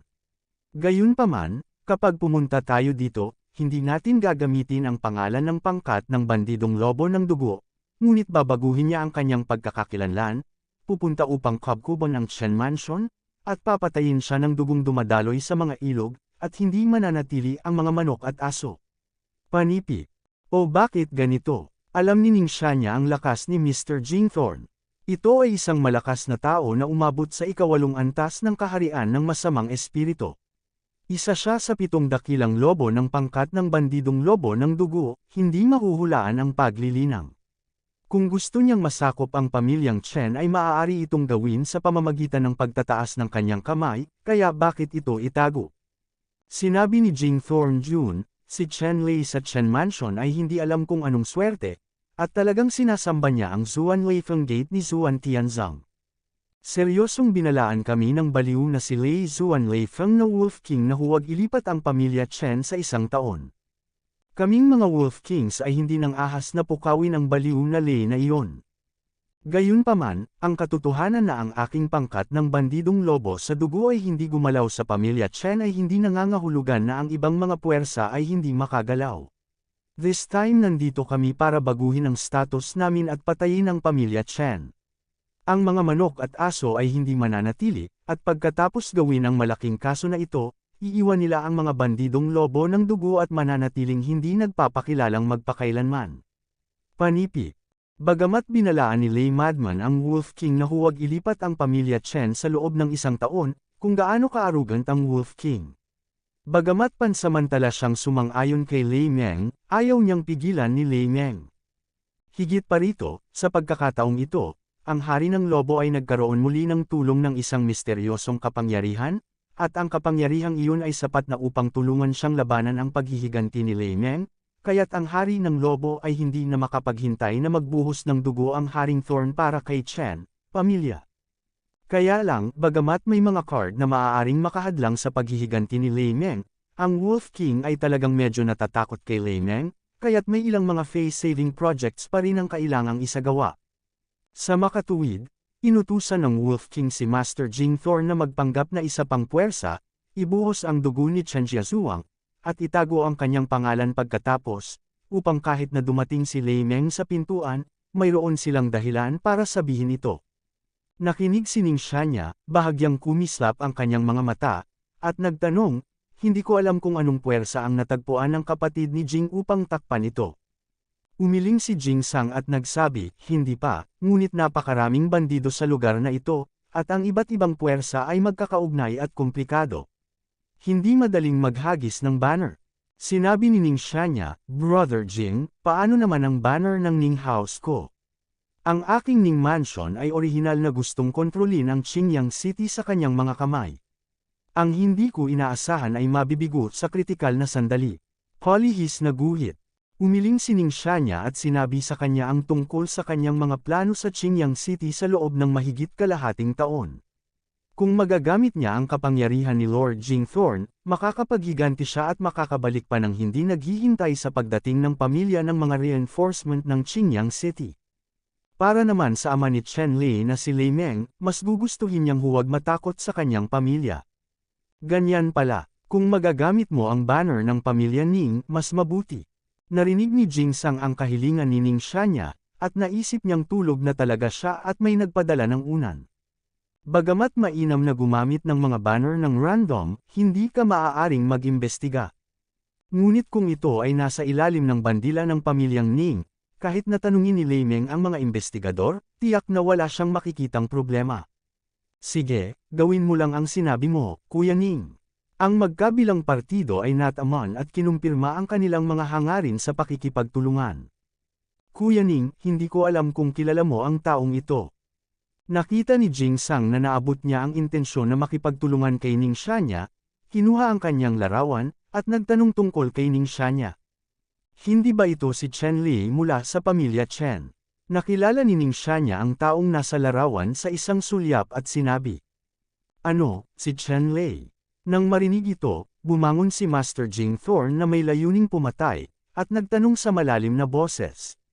Tumango si Ning Shanya, at sinabing, oo, ang anak na ito ay talagang si Chen Li.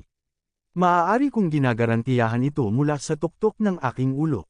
Siya nga pala, may dalawang master, sina Sun Fei at Zhao Liang mula sa Qingyang City.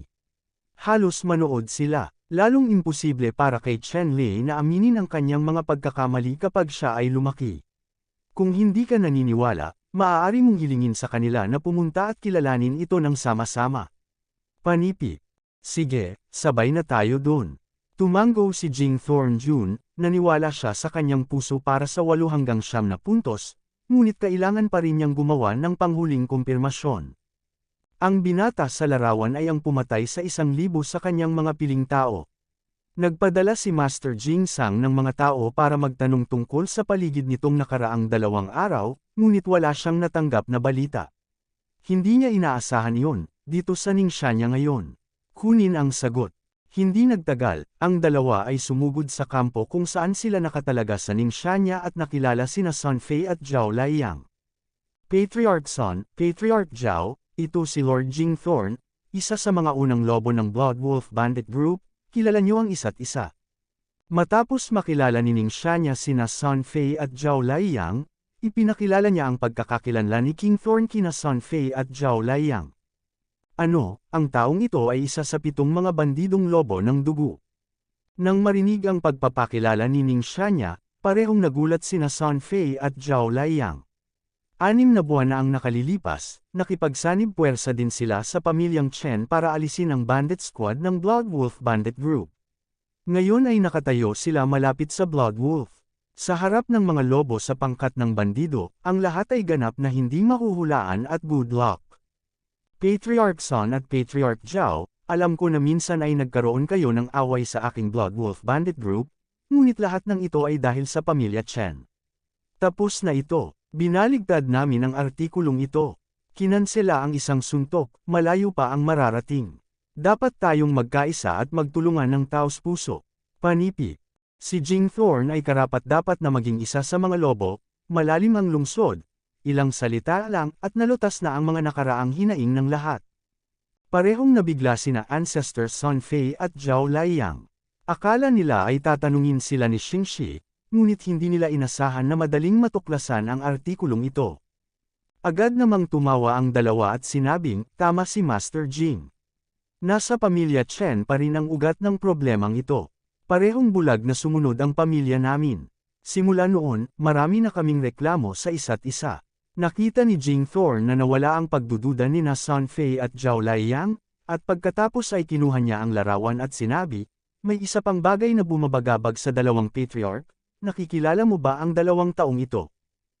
Kabanata 158. Narinig ni Jing Sang na may tumatawag sa kanyang pangalan mula sa itaas. Tumangala siya at may nakita siyang nakatayo. Isang ngiti ang lumitaw sa kanyang mukha at sinabing, si Kuya Ning Shanya Ning pala, hindi ko alam kung kumusta ka. Dito, panipi. Nakita ni Jing Thorn na si Ning Shanya iyon at ikinaway niya ang kanyang kamay para pigilan ang mga sundalo, pagkatapos ay binati niya si Ning Shanya. Lumipad pataas at pababa si Ning Shanya, pagkatapos ay tumalon mula sa tuktok ng bundok at nahulog sa harap ni Haring Jingsai. Masasabing matandang magkaibigan sina Ning Shanya at Lord Jing Thorn. Gayunpaman, ang isa sa kanila ay isang tulisan at ang isa ay isang opisyal. Napakahirap magkita sa normal na panahon. Hindi ko inaasahan na makakaharap ko ito, tigang na bundok. Kuya Jing, mahabang kwento, mahirap sabihin. Nang dumating siya kay Lord Jing Thorn, hindi ginamit ni Ningxia niya si Lord Jing Thorn bilang isang tagalabas, kaya nagpakawala siya ng mahabang buntong hininga, at ipinahayag ang kanyang karanasan sa nakalipas na ilang araw. Naku, nakatanim pala talaga si Brother Ning sa kamay ng pamilya Chen, na hindi inaasahan. Kung hindi ko lang nakilala si Kuya Ning, hindi ko talaga alam na magiging ganoon ang pamilya Chen, malakas. Sabi ni King Thorn. Narinig ni Ningxia niya ang mga salita ni Haring Thorn at sinabi, nakikinig kay Brother Jing, haharapin mo rin ba ang pamilya Chen? Sinabi ni Jing Thorn Jun, simula nang magtanong sining kapatid, hindi ko na ito may tatago, tama yan. Gayunpaman, kapag pumunta tayo dito, hindi natin gagamitin ang pangalan ng pangkat ng bandidong lobo ng dugo, ngunit babaguhin niya ang kanyang pagkakakilanlan, pupunta upang kabkuban ang Chen Mansion, at papatayin siya ng dugong dumadaloy sa mga ilog, at hindi mananatili ang mga manok at aso. Panipi. O bakit ganito? Alam ni Ningxia niya ang lakas ni Mr. Jing Thorn. Ito ay isang malakas na tao na umabot sa ikawalong antas ng kaharian ng masamang espiritu. Isa siya sa 7 dakilang lobo ng pangkat ng bandidong lobo ng dugo, hindi mahuhulaan ang paglilinang. Kung gusto niyang masakop ang pamilyang Chen ay maaari itong gawin sa pamamagitan ng pagtataas ng kanyang kamay, kaya bakit ito itago? Sinabi ni Jing Thorn Jun, si Chen Lei sa Chen Mansion ay hindi alam kung anong swerte, at talagang sinasamba niya ang Zuan Leifeng Gate ni Zuan Tianzang. Seryosong binalaan kami ng baliw na si Lei Zuan Leifeng na Wolf King na huwag ilipat ang pamilya Chen sa 1 taon. Kaming mga Wolf Kings ay hindi nang ahas na pukawin ang baliw na Lei na iyon. Gayunpaman, ang katotohanan na ang aking pangkat ng bandidong lobo sa dugo ay hindi gumalaw sa pamilya Chen ay hindi nangangahulugan na ang ibang mga puwersa ay hindi makagalaw. This time nandito kami para baguhin ang status namin at patayin ang pamilya Chen. Ang mga manok at aso ay hindi mananatili, at pagkatapos gawin ang malaking kaso na ito, iiwan nila ang mga bandidong lobo ng dugo at mananatiling hindi nagpapakilalang magpakailanman. Panipi. Bagamat binalaan ni Lei Madman ang Wolf King na huwag ilipat ang pamilya Chen sa loob ng 1 taon, kung gaano ka-arrogant ang Wolf King. Bagamat pansamantala siyang sumang-ayon kay Lei Meng, ayaw niyang pigilan ni Lei Meng. Higit pa rito, sa pagkakataong ito, ang hari ng lobo ay nagkaroon muli ng tulong ng isang misteryosong kapangyarihan, at ang kapangyarihang iyon ay sapat na upang tulungan siyang labanan ang paghihiganti ni Lei Meng, kaya't ang hari ng lobo ay hindi na makapaghintay na magbuhos ng dugo ang Haring Thorn para kay Chen, pamilya. Kaya lang, bagamat may mga card na maaaring makahadlang sa paghihiganti ni Lei Meng, ang Wolf King ay talagang medyo natatakot kay Lei Meng, kaya't may ilang mga face-saving projects pa rin ang kailangang isagawa.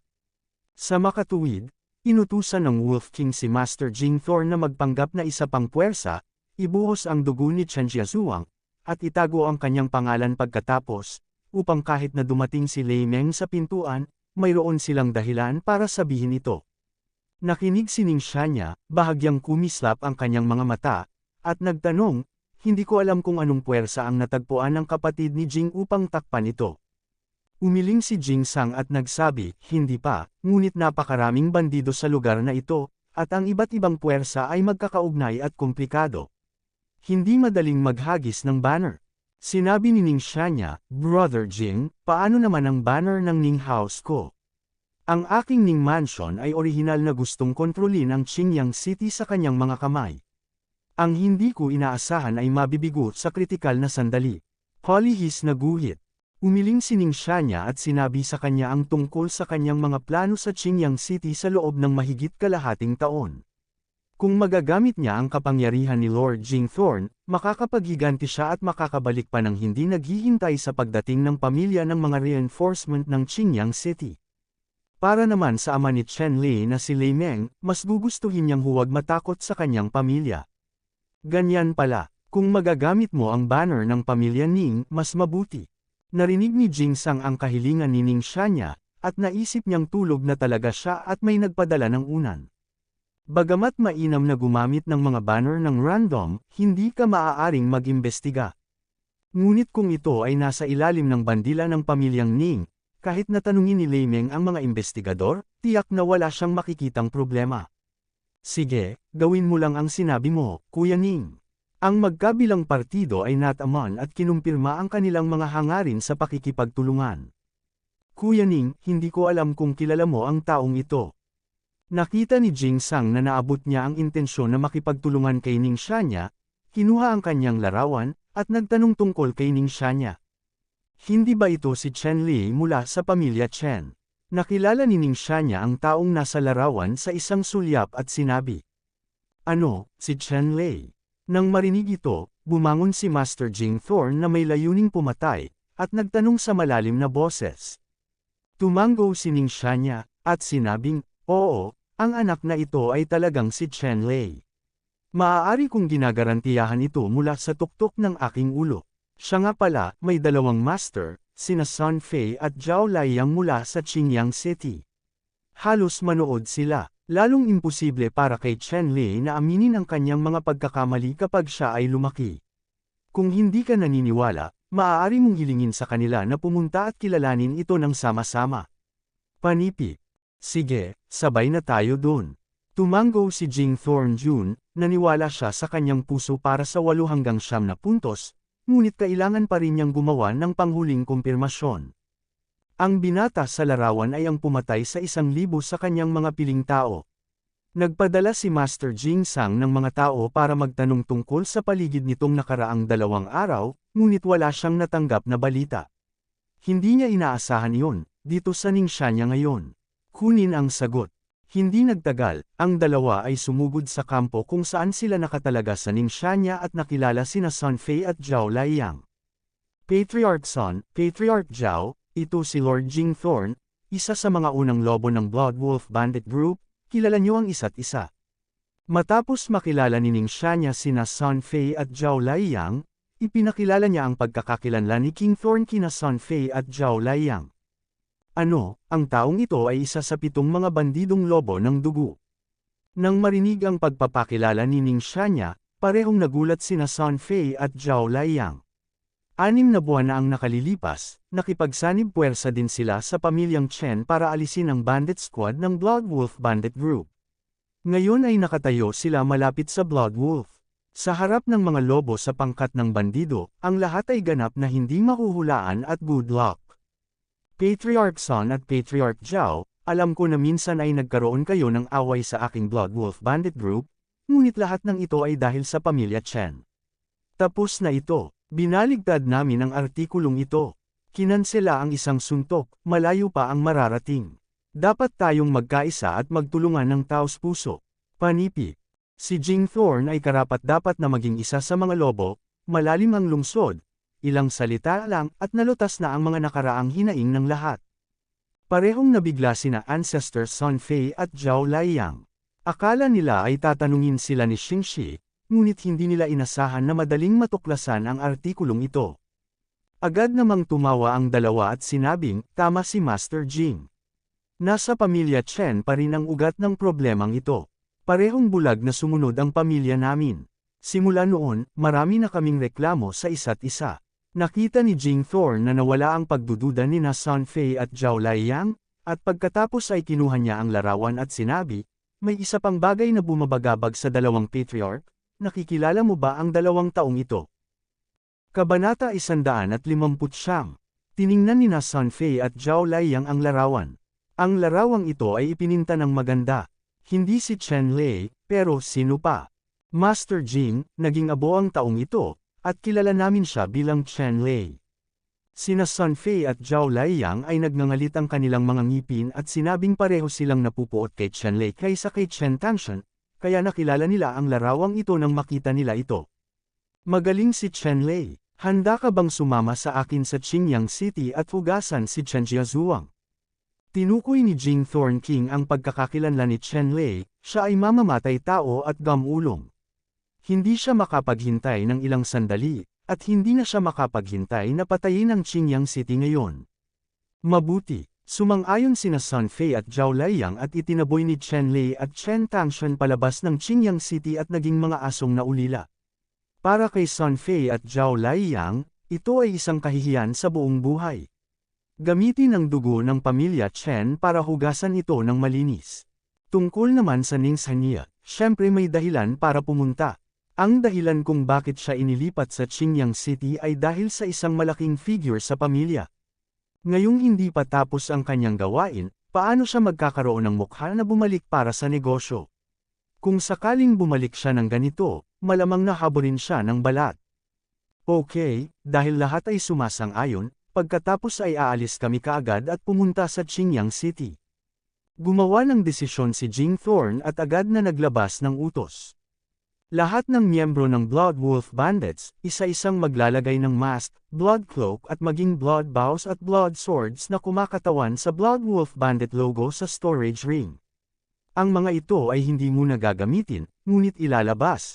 Ang natapos na kapalit na kagamitan ay papalitan lahat.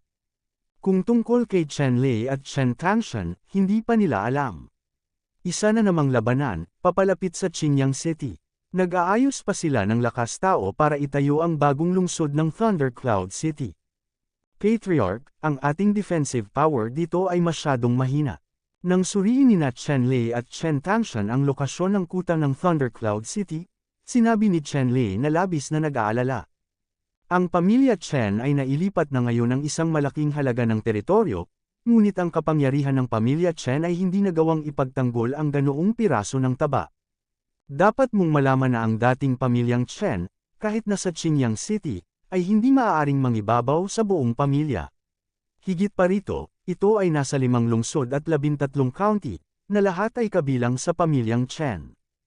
Huwag nang magsabi ng iba, ang mga lokal na puwersa at mga tao sa 5 lungsod at 13 county lamang ay sapat na upang bigyan ng sakit ng ulo ang pamilya Chen. Kaya lang, hindi ginalaw ng pamilyang Chen ang mga interes ng mga taong ito, at hindi muna magdudulot ng mga kaguluhan sa ngayon, ngunit mahirap sabihin habang lumilipas ang panahon. Higit pa rito, si Chen Jiamen ay may hindi hihigit sa 5,000 piling disipulo. Ang mga piling alagad na ito ay nagbabantay sa isang lungsod at nakipagpayapaan. Kung 2 syudad ang binabantayan, mukhang napakahirap at medyo redundant ang staff. Anong magagawa ko? Bumantong hininga din si Chen Tangshan. Ang pagpapalawak ng pamilya ay unti-unting proseso, ngunit sa pagkakataong ito, ang pamilya Chen ay masasabing naging isang taong grasa pagkatapos ng isang kagat. Siyempre hindi maganda ang digestion. Ngayon, lubos na naramdaman ni Chen Tangshan ang kakulangan ng iba't ibang mapagkukunan sa kamay, kakulangan ng mga tao, kakulangan ng pera, kakulangan ng mga materyales, pakiramdam niya ay kulang sa kanya ang lahat. Maraming bagay ang dapat gawin araw-araw. Sa loob lamang ng ilang araw, hindi inaasahang napagod siya at natalo ng 3 lap. Walang magandang solusyon sa ngayon, ngunit ang unang bagay na kailangan nating gawin ay tiyakin ang katatagan at seguridad. Sa ganitong paraan, lalabas ako at pagkatapos ay pupunta ako sa Duangkong City para tingnan kung may maganda, solusyon, sabi ni Chen Lei kay Chen Tangshan. Tumango si Chen Tangshan at sinabing, oo, pumunta ka, nakatitig ako dito. Ayos lang. Tumango si Chen Lei, pagkatapos ay pinaandar ang Celadon na lumilipad na cloud boat patungo sa Duangkong City. Ang Duangkong City ngayon ay pribadong pag-aari ng Chen Mansion, ngunit dahil katatapos lang ni Chen Lei sa pagpapalit, hindi pa niya naibibigay sa City Lord ng Duangkong City. Gayunpaman, hindi nag-alala si Chen Lei, dahil walang nang ahas na tanggapin ang mga mapagkukunang ginagarantiyahan ng Military Service Exchange Department sa proseso ng handover.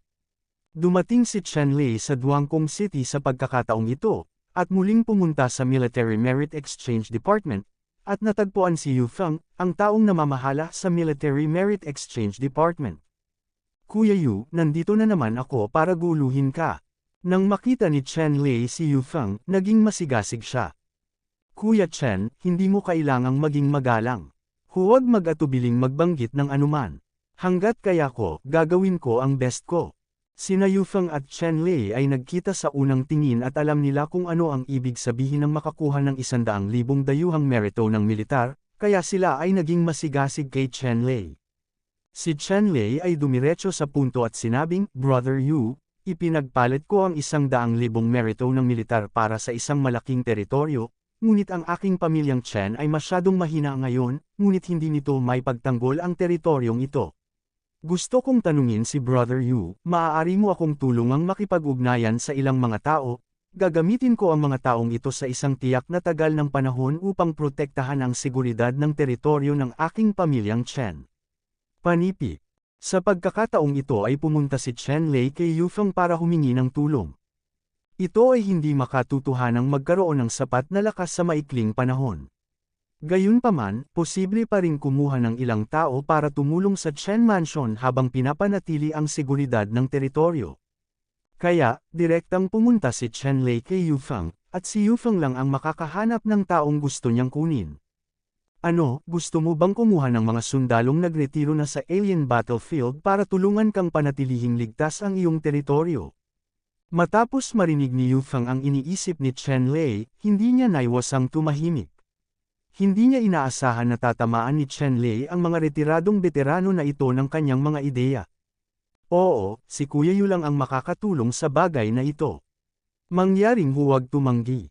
Nag-isip sandali si Yufeng, at sinabing, ang bagay na ito ay hindi imposible, ngunit ang mga presyo ng mga taong ito ay hindi mababa, at hindi sila tumatanggap ng mga makamundong reg along ginto at pilak, ngunit kailangang magbayad gamit ang yuan spar. Nakinig si Chen Lei, tinampol ang kanyang dibdib, at sinabing, huwag kang mag-alala, ang presyo ay hindi problema, ngunit ang taong natagpuan mo para sa akin ay dapat na isang master. Sinabi ni Yufeng, Chen Lei, hindi ko ito itatago sa iyo. Maaaring hindi madaling maghanap ng guro, ngunit masisiguro kong lahat sila ay mga taong hindi natatakot sa kamatayan at nangangahas na magtrabaho ng husto. Alam mo, wala akong gaanong awtoridad. Tanging ang mga sundalo na nagretiro sa mga first-rate na sinihan ang nakipag-ugnayan. Panipi. Tumango si Chen Lei. Alam din niya na sa lugar na ito, imposibleng maabot ang mga retiradong sundalo mula sa second-tier theater. Gayunpaman, sapat na ang mga sundalong nagretiro sa unang antas ng teatro. Ang bawat retiradong sundalo mula sa unang antas ng teatro ay may lakas ng una at ikalawang antas na kaharian ng Ningyuan, na sapat upang magarantya ang kaligtasan ng teritoryo ng Chen Mansion. Okay, sandali, makikipag-ugnayan ako sa iyo para makita kung mahahanap ko ang tamang tao. Pagkatapos magsalita ni Yufeng, inayos niya ang kanyang mga nasasakupan na ilabas ang balita, at hindi nagtagal ay may dumating sa Military Merit Exchange Department. Sino ang gustong kumuha sa amin? Isang matangkad na figure ang pumasok sa pintuan ng Military Merit Exchange Department at sumigaw, ang buong Military Merit Exchange Department ay nagham. Kabanata 159. Tiningnan ni Sun Fei at Zhao Liang ang larawan. Ang larawang ito ay ipininta ng maganda. Hindi si Chen Lei, pero sino pa? Master Jing, naging abo ang taong ito, at kilala namin siya bilang Chen Lei. Sina Sun Fei at Zhao Liang ay nagngangalit ang kanilang mga ngipin at sinabing pareho silang napupuot kay Chen Lei kaysa kay Chen Tangshan, kaya nakilala nila ang larawang ito nang makita nila ito. Magaling si Chen Lei, handa ka bang sumama sa akin sa Qingyang City at hugasan si Chen Jiazuang? Tinukoy ni Jing Thorn King ang pagkakakilanlan ni Chen Lei, siya ay mamamatay tao at gamulong. Hindi siya makapaghintay ng ilang sandali, at hindi na siya makapaghintay na patayin ang Qingyang City ngayon. Mabuti, sumang-ayon sina Sun Fei at Zhao Liang at itinaboy ni Chen Lei at Chen Tangshan palabas ng Qingyang City at naging mga asong naulila. Para kay Sun Fei at Zhao Liang, ito ay isang kahihiyan sa buong buhay. Gamitin ang dugo ng pamilya Chen para hugasan ito ng malinis. Tungkol naman sa Ningshania, syempre may dahilan para pumunta. Ang dahilan kung bakit siya inilipat sa Qingyang City ay dahil sa isang malaking figure sa pamilya. Ngayong hindi pa tapos ang kanyang gawain, paano siya magkakaroon ng mukha na bumalik para sa negosyo? Kung sakaling bumalik siya ng ganito, malamang nahaborin siya ng balat. Okay, dahil lahat ay sumasang-ayon, pagkatapos ay aalis kami kaagad at pumunta sa Qingyang City. Gumawa ng desisyon si Jing Thorn at agad na naglabas ng utos. Lahat ng miyembro ng Blood Wolf Bandits, isa-isang maglalagay ng mask, blood cloak at maging blood bows at blood swords na kumakatawan sa Blood Wolf Bandit logo sa storage ring. Ang mga ito ay hindi muna gagamitin, ngunit ilalabas. Ang natapos na kapalit na kagamitan ay papalitan lahat. Kung tungkol kay Chen Lei at Chen Tangshan, hindi pa nila alam. Isa na namang labanan, papalapit sa Qingyang City. Nag-aayos pa sila ng lakas tao para itayo ang bagong lungsod ng Thundercloud City. Patriarch, ang ating defensive power dito ay masyadong mahina. Nang suriin nina Chen Lei at Chen Tangshan ang lokasyon ng kuta ng Thundercloud City, sinabi ni Chen Lei na labis na nag-aalala. Ang pamilya Chen ay nailipat na ngayon ng isang malaking halaga ng teritoryo, ngunit ang kapangyarihan ng pamilya Chen ay hindi nagawang ipagtanggol ang ganoong piraso ng taba. Dapat mong malaman na ang dating pamilyang Chen, kahit nasa Qingyang City, ay hindi maaaring mangibabaw sa buong pamilya. Higit pa rito, ito ay nasa 5 lungsod at 13 county, na lahat ay kabilang sa pamilyang Chen. Huwag nang magsabi ng iba, ang mga lokal na puwersa at mga tao sa 5 lungsod at 13 county lamang ay sapat na upang bigyan ng sakit ng ulo ang pamilya Chen. Kaya lang, hindi ginalaw ng pamilyang Chen ang mga interes ng mga taong ito, at hindi muna magdudulot ng mga kaguluhan sa ngayon, ngunit mahirap sabihin habang lumilipas ang panahon. Higit pa rito, si Chen Jiaman ay may hindi hihigit sa 5,000 piling disipulo. Ang mga piling alagad na ito ay nagbabantay sa isang lungsod at nakipagpayapaan. Kung 2 syudad ang binabantayan, mukhang napakahirap at medyo redundant ang staff. Anong magagawa ko? Bumantong hininga din si Chen Tangshan.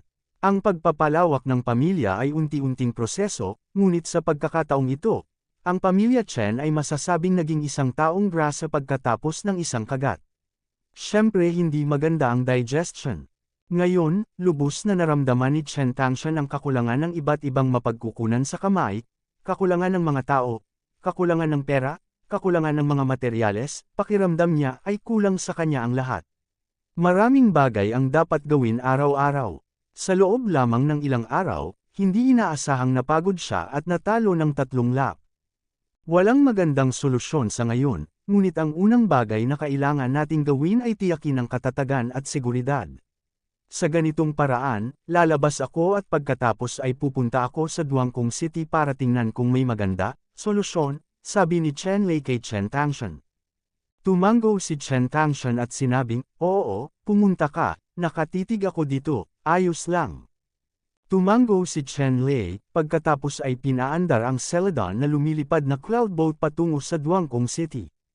Ang Duangkong City ngayon ay pribadong pag-aari ng Chen Mansion, ngunit dahil katatapos lang ni Chen Lei sa pagpapalit, hindi pa niya naibibigay sa City Lord ng Duangkong City. Gayunpaman, hindi nag-alala si Chen Lei, dahil walang nang-ahas na tanggapin ang mga mapagkukunang ginagarantiyahan ng Military Service Exchange Department sa proseso ng handover. Dumating si Chen Lei sa Duangkong City sa pagkakataong ito, at muling pumunta sa Military Merit Exchange Department, at natagpuan si Yu Feng, ang taong namamahala sa Military Merit Exchange Department. Kuya Yu, nandito na naman ako para guluhin ka. Nang makita ni Chen Lei si Yu Feng, naging masigasig siya. Kuya Chen, hindi mo kailangang maging magalang. Huwag mag-atubiling magbanggit ng anuman. Hanggat kaya ko, gagawin ko ang best ko. Sina Yu Feng at Chen Lei ay nagkita sa unang tingin at alam nila kung ano ang ibig sabihin ng makakuha ng 100,000 dayuhang merito ng militar, kaya sila ay naging masigasig kay Chen Lei. Si Chen Lei ay dumiretso sa punto at sinabing, Brother Yu, ipinagpalit ko ang 100,000 merito ng militar para sa isang malaking teritoryo, ngunit ang aking pamilyang Chen ay masyadong mahina ngayon, ngunit hindi nito may pagtanggol ang teritoryong ito. Gusto kong tanungin si Brother Yu, maaari mo akong tulungang makipag-ugnayan sa ilang mga tao, gagamitin ko ang mga taong ito sa isang tiyak na tagal ng panahon upang protektahan ang seguridad ng teritoryo ng aking pamilyang Chen. Panipi. Sa pagkakataong ito ay pumunta si Chen Lei kay Yu Feng para humingi ng tulong. Ito ay hindi makatutuhanang magkaroon ng sapat na lakas sa maikling panahon. Gayunpaman, posible pa ring kumuha ng ilang tao para tumulong sa Chen Mansion habang pinapanatili ang seguridad ng teritoryo. Kaya, direktang pumunta si Chen Lei kay Yu Feng, at si Yufeng lang ang makakahanap ng taong gusto niyang kunin. Ano, gusto mo bang kumuha ng mga sundalong nagretiro na sa alien battlefield para tulungan kang panatilihing ligtas ang iyong teritoryo? Matapos marinig ni Yufeng ang iniisip ni Chen Lei, hindi niya naiwasang tumahimik. Hindi niya inaasahan na tatamaan ni Chen Lei ang mga retiradong veterano na ito ng kanyang mga ideya. Oo, si Kuya Yu lang ang makakatulong sa bagay na ito. Mangyaring huwag tumanggi.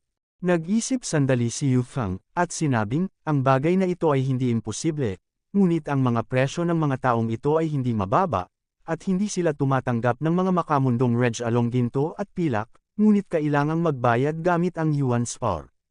Nakinig si Chen Lei, tinampol ang kanyang dibdib, at sinabing, huwag kang mag-alala, ang presyo ay hindi problema, ngunit ang taong natagpuan mo para sa akin ay dapat na isang master. Sinabi ni Yufeng, Chen Lei, hindi ko ito itatago sa iyo.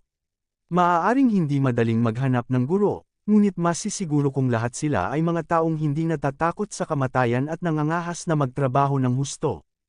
Alam mo, wala akong gaanong awtoridad. Tanging ang mga sundalo na nagretiro sa mga first-rate na sinihan ang nakipag-ugnayan. Panipik. Tumango si Chen Lei. Alam din niya na sa lugar na ito, imposibleng maabot ang mga retiradong sundalo mula sa second-tier theater. Gayunpaman, sapat na ang mga sundalong nagretiro sa unang antas ng teatro. Ang bawat retiradong sundalo mula sa unang antas ng teatro ay may lakas ng una at ikalawang antas na kaharian ng Ningyuan, na sapat upang magarantya ang kaligtasan ng teritoryo ng Chen Mansion. Okay, sandali, makikipag-ugnayan ako sa iyo para makita kung mahahanap ko ang tamang tao. Pagkatapos magsalita ni Yufeng, inayos niya ang kanyang mga nasasakupan na ilabas ang balita, at hindi nagtagal ay may dumating sa Military Merit Exchange Department. Sino ang gustong kumuha sa amin? Isang matangkad na figure ang pumasok sa pintuan ng Military Merit Exchange Department at sumigaw, ang buong Military Merit Exchange Department ay nagham. Kabanata 160, Boss Yu, sabihin ko muna, hindi mababa ang presyo natin. Ang isang tao sa isang buwan ay nangangailangan ng hindi bababa sa 100 mga kristal na mababa ang grado. Kahit ano mas mababa, hindi namin kinuha ang trabaho. Ang lalaking pumasok ay isang makapangyarihang lalaki na matangkad, malakas ang boses, itim ang mukha, at umbok ang hubad na kalamnan sa braso, parang tinamaan ng bakal, lumakad na parang tigre at natatakpan ng katawan. Lahat ng uri ng kakila-kilabot na sugat, hindi ko alam kung ilang sugat ang aking natamo. Yang Hu, walang awa ka pa rin, huwag kang mag-alala, siguradong hindi mababa ang presyo ng negosyong ipinakilala ko sa iyo. Lumapit si Yufeng sa malaking lalaking ito at tumawa. Halika, ipapakilala kita sa kumpanyang ito. Para sa mga partikular na isyo, kailangan mo pa ring pag-usapan ng detalyado. Kinuha ni Yufeng si Yang Hu at naglakad patungo kay Chen Lei. Ikaw. Nang makita ni Yang Hu si Chen Lei, bigla siyang nagulat. Saglit siyang tumingin ng malapitan, at biglang lumapit kay Chen Lei ng ilang hakbang, tinulak si Jin Shan, binaligtad ang Jade Pillar, lumuhod sa harap ni Chen Lei, kinatok ang kanyang ulo. Napayuko si Yang Hu at malakas na sinabi, Benefactor, sa wakas ay nakilala na rin kita. Tiningnan ni Yufeng ang eksenang ito mula sa gilid, medyo magulo ang utak niya, pero kilala niya si Yang Hu. Isa siyang taong bakal, nakaluhod sa lupa at nakaluhod sa harap ng kanyang mga magulang. Tsaka hindi niya ginawa, nakita pa, kung kanino iginagalang. Tumingin si Chen Lei kay Yang Hu na may ngiti sa kanyang mukha, tinulungang makatayo si Yang Hu, at sinabing, ikaw pala, kumusta ka? Kamusta ka lately? Magre-retiro ka na rin ba? Itong Yang Hu ay walang iba. Ito ang mandirigma na iniligtas ni Chen Lei mula sa alien na Winged Tiger Tribe noong siya ay nasubok sa alien battlefield. Sa oras na iyon, 6 na tao ang kanyang nailigtas, 5 sa kanila ay nasa hustong gulang at isang binata, isang sanggol. Kaya lang pagkatapos na mailigtas ang mga tao, ipinasa ni Chen Lei ang mga taong ito sa hukbo, at hindi na muling nagtanong sa kanila ng detalyado. Pagkatapos ng 3 araw sa alien battlefield, agad siyang umalis. Hindi alam ni Chen Lei na si Yang Hu at ang iba pa ay naka-recover sa barracks ng higit sa 1 buwan, at pagkatapos ay naglibot sila para alamin ang tungkol sa kanilang benefactor. Sa kasamaang palad, masyadong maikli ang pananatili ni Chen Lei sa barracks. Kakaunti lang ang nakakaalam ng kanilang sitwasyon, tanging si Chen Lei ay isang disipulo ni Zuan Tianzang at nagpunta dito upang subukan. Ito ay nabigo kay Yang Hu at sa iba pa. Malayo sa kanila ang mga disipulo ni Zuan Tianzang. Ang dalawang panig ay hindi sa parehong antas sa lahat. Sa ilalim ng normal na mga pangyayari, walang pagkakataon na magkaroon ng pakikipagtalik sa buhay na ito. Sa ganitong paraan, si Yang Hu at ang iba ay hindi nagpatuloy sa pagtatanong tungkol sa balita ni Chen Lei. Sa halip, ginamit nila ang mga pagsasamantalang militar na naipon sa mga nakaraang taon bilang gantimpala para sa pagiging kwalipikado para sa pagre-retiro. Kinuha nila ang kanilang nakatatandang kapatid na si Yang upang sirain ang kalaban at nagretiro mula sa alien battlefield. Lumabas ka, gusto kong palakihin ang panganay na anak ng kapatid ko hanggang sa pagtanda sa sarili kong pagsisikap at ng iba. Pagkatapos magretiro, si Yang Hu at ang iba pa ay bumuo ng isang mersenaryong grupo upang tanggapin ang ilang malalaking gawain bilang kapalit ng mga mapagkukunan ng paglilinang. Sa hindi inaasahang pagkakataon, pagkatapos matanggap ang gawaing ibinigay ni Yu Feng sa pagkakataong ito, hindi niya inaasahang nakilala si Chen Lei, ang benefactor na matagal na niyang hindi nakikita. Bagamat ang hairstyle ni Chen Lei ay nagbago mula sa itim patungong purple, ang kanyang itsura ay nananatiling hindi nagbabago sa ugali. Iniingatan ni Yang Hu at ng iba pa ang mukha ni Chen Lei araw at gabi, laging iniisip na bayaran ang biyayang Nagel iligtas buhay ni Chen Lei sa araw na iyon, kaya nakilala niya si Chen Lei sa isang sulyap. Matapos sabihin ng magkabilang panig ang lahat ng mga mapagkukunang ito, biglang napagtanto ni Yu Feng na mayroong ganoong kalapit na pagkakaibigan sa pagitan ng isa't isa. Yun ang pinakamaganda. Pagkatapos, Chen Lei at Yang Hu, kung paano isasagawa ang misyon sa pagkakataong ito, maaari mong talakayin ito sa iyong sarili, wala akong pakialam. Nang makita ni Yu Feng na magkakilala sina Yang Hu at Chen Lei, mas mabuti, umamin siya, at pagkatapos ay hindi pinansin ang partikular na talakayan sa pagitan ng dalawang partido. Benefactor, hindi ko inaasahan na dito kita makikita. Sinong nagpapahirap sa'yo? Sabihin mo sa akin Yang Hu, tutulungan kitang makaganti. Tumingin si Yang Hu kay Chen Lei at malakas na sinabi, nang ahas na ay bully ang kanyang benefactor. Iyon ay bully siya, Yang Hu, hindi magagawa ang bagay na ito. Yang Hu, huwag mo akong tawaging benefactor. Kung naiisip mo ako, tawagin mo akong Kuya Chen. Sabi ni Chen Lei, medyo naging bastos siya sa benefactor ni Yang Hu. Okay, Kuya Chen, masaya kang tao sa unang tingin. Hindi ako spoiled ni Yang Hu. Simula noon, naging mabuti na kaming magkapatid. Nagkakagulo ang magkapatid. Kailangan kong humingi ng tulong. Sabihin mo sa akin, gaano mo kailangan ng mga tao, tatawagan kita kaagad, sa pagkakataong ito ay libre. Panipi. Tahimik na sinabi ni Yang Hu, ang kanyang kalikasan ay mapurol, kahit na si Chen Lei ang kanyang tagapagligtas, hindi niya isa-isang pag-uusapan ang tungkol sa kanyang mga benefactors. May mga bagay na hindi na kailangang sabihin, tandaan mo lang sa puso niya. Talagang nagkaproblema ako sa pagkakataong ito. Ipinaliwanag ni Chen Lei ang sitwasyon kay Yang Hu, at pagkatapos ay nagsabi, Yang Hu, subukan mong humanap ng mas maraming tao para tulungan akong ipagtanggol ang teritoryo. Kung tungkol sa gantimpala, hindi ko gagawing masama ang lahat. Bagamat sinabi ni Yang Hu ang libreng tulong, paano hahayaan ni Chen Lei ang lahat na magtrabaho ng walang kabuluhan? Sinabi ni Yang Hu, madali itong pangasiwaan, maaari kang maghintay ng ilang sandali. Pagkatapos noon, nagmamadaling lumabas si Yang Hu, at pagkaraan ng ilang sandali, nagdala siya ng 20 tao. Bawat isa sa 20 taong ito ay napakatibay at naglalabas ng malakas na hininga. Direktang sinabi ni Yang Hu kay Chen Lei, Brother Chen, ang 20 taong ito ay may nakamamatay na pakikipagkaibigan sa akin. Ngayon, sa ilalim ng mga kamay ng lahat, mayroon ding libu-libong mga kapatid na nabubuhay sa kanilang buhay. Ang mga taong ito ay maaaring magbigay sa iyo ng ilan. Pagdadala ng higit sa 20,000 katao, sapat na ba iyon? Kung hindi sapat, mag-iisip ako ng ibang paraan. Panipi. Tama na, sobra. Hindi inaasahan ni Chen Lei na madadala siya ni Yang Hu ng higit sa 20 pinuno sa isang bilog. Ang 20 pinunong ito, bawat isa ay may 1,000 o 800 mga kapatid. Ang mga kapatid na ito ay pawang mga veterano na nagretiro mula sa larangan ng digmaan mula sa iba't ibang lahi, at bawat isa sa kanila ay matatawag na elit ng 100 labanan. Okay, Yang Hu, ayusin mo ang mga taong ito upang kumilos kaagad. Pagkatapos magtipon, sabay kaming sumugod sa Storm City at Lightning Cloud City. Dito pala ang lokasyon ng Thunder Cloud City. It was just built. Ang isang lungsod sa China ay hindi pa tapos. Kailangan mong maglagay ng depensa dito. Panipi. Direktang itinalaga ni Chen Lei ang mga gawain sa mga taong ito, at binayaran ng bawat isa sa mga pinunong ito ng 1 taon na sweldo.